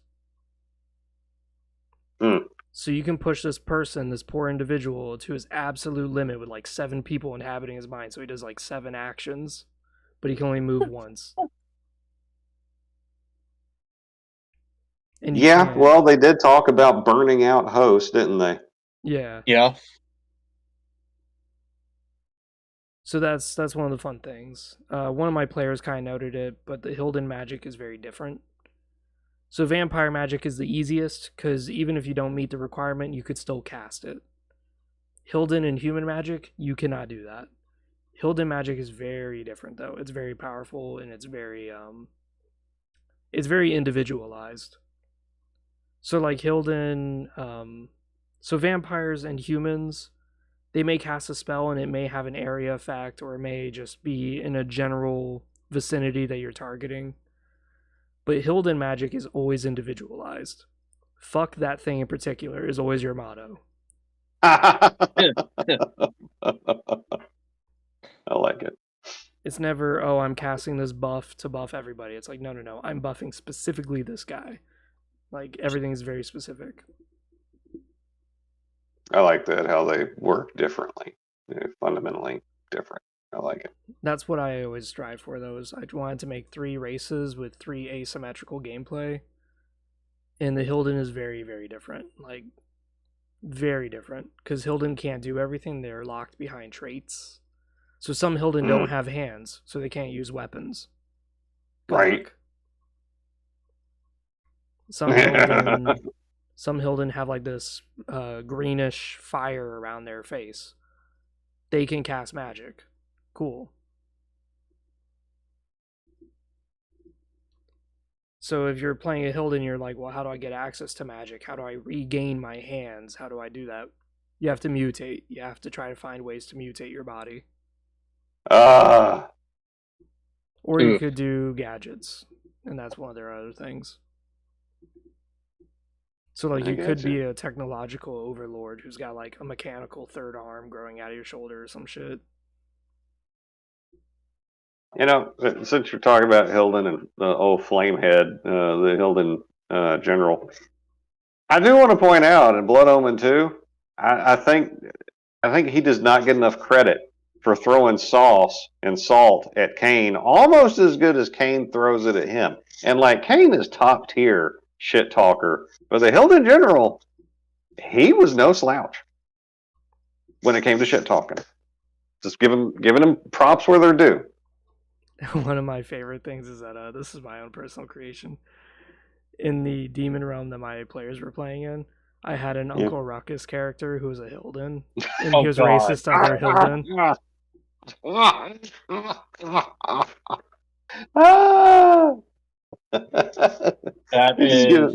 That is great. He would just be slinging insults about his own people, and then he would say that he's not one of them. It's like, oh boy. I have to say, I love that you picked Uncle Ruckus because I feel Uncle Ruckus is a criminally underrated character. One of the things is that like I designed a tribe of crazy Hilden, and they're called the Gueron Pact. And what they believe is they believe in combat. They believe the best form of personal growth and personal superiority is through conflict. But they also believe that they should believe in complete contradicting philosophies. So you should be in conflict externally and internally. Okay. So that means that you will find a Hilden of the Gueron Pact who believes that immigration is wrong and it should never be allowed. But he believes that every citizen should be from another country. It's like, what the fuck? You make no sense. And that's what they're supposed to be. They're supposed to be conflicted. That is great. I like it. So that's the fun part about the Gueron Pact, is that they're just warriors internally and externally, where they're constantly battling with their own stupid fucking ideas. Where are you in Fuddy at? Like, what part of the country are you in? I'm assuming you're in the U.S. Okay. I'm in Pensacola, and Josh, you're in Panama City. Panama City? That's right. Okay. Yep. Cool. You anywhere near either of us? I'm in Naples. Oh, okay. So, might as well be a different state. Yeah, I got you. Well, it's good to know that you're on the other end of the opposite end of the coast from us. Well, that's cool, dude. Yeah. You ever go to any cons? No. I usually don't, just because if I go there, like, the only tabletop things that I usually play would be tabletop Warhammer, but I need to like get my models put together. Oh, okay. And then usually I just don't like talking to people, because like some people are obnoxious, like really crazy obnoxious. Like they talk on and on, but then you know that they clearly never read any of the codexes. They clearly never like done any sort of research. There is, if you ever happen to find yourself in Pensacola, the game store is called Level Up Gaming, LUG. Mm-hmm. It's actually where Steven and I met. He got brought in on a D&D game. I believe that was when you had just moved to Pensacola, or shortly thereafter. Yeah. And because I used to live in Pensacola. My job has moved me around a little bit in the last 5 years. But Level Up is the largest tabletop gaming store on the Gulf Coast, and they do monthly Warhammer tabletop tournaments. Nice.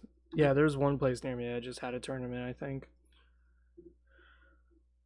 Cool. All right, man. Well, neat. So we're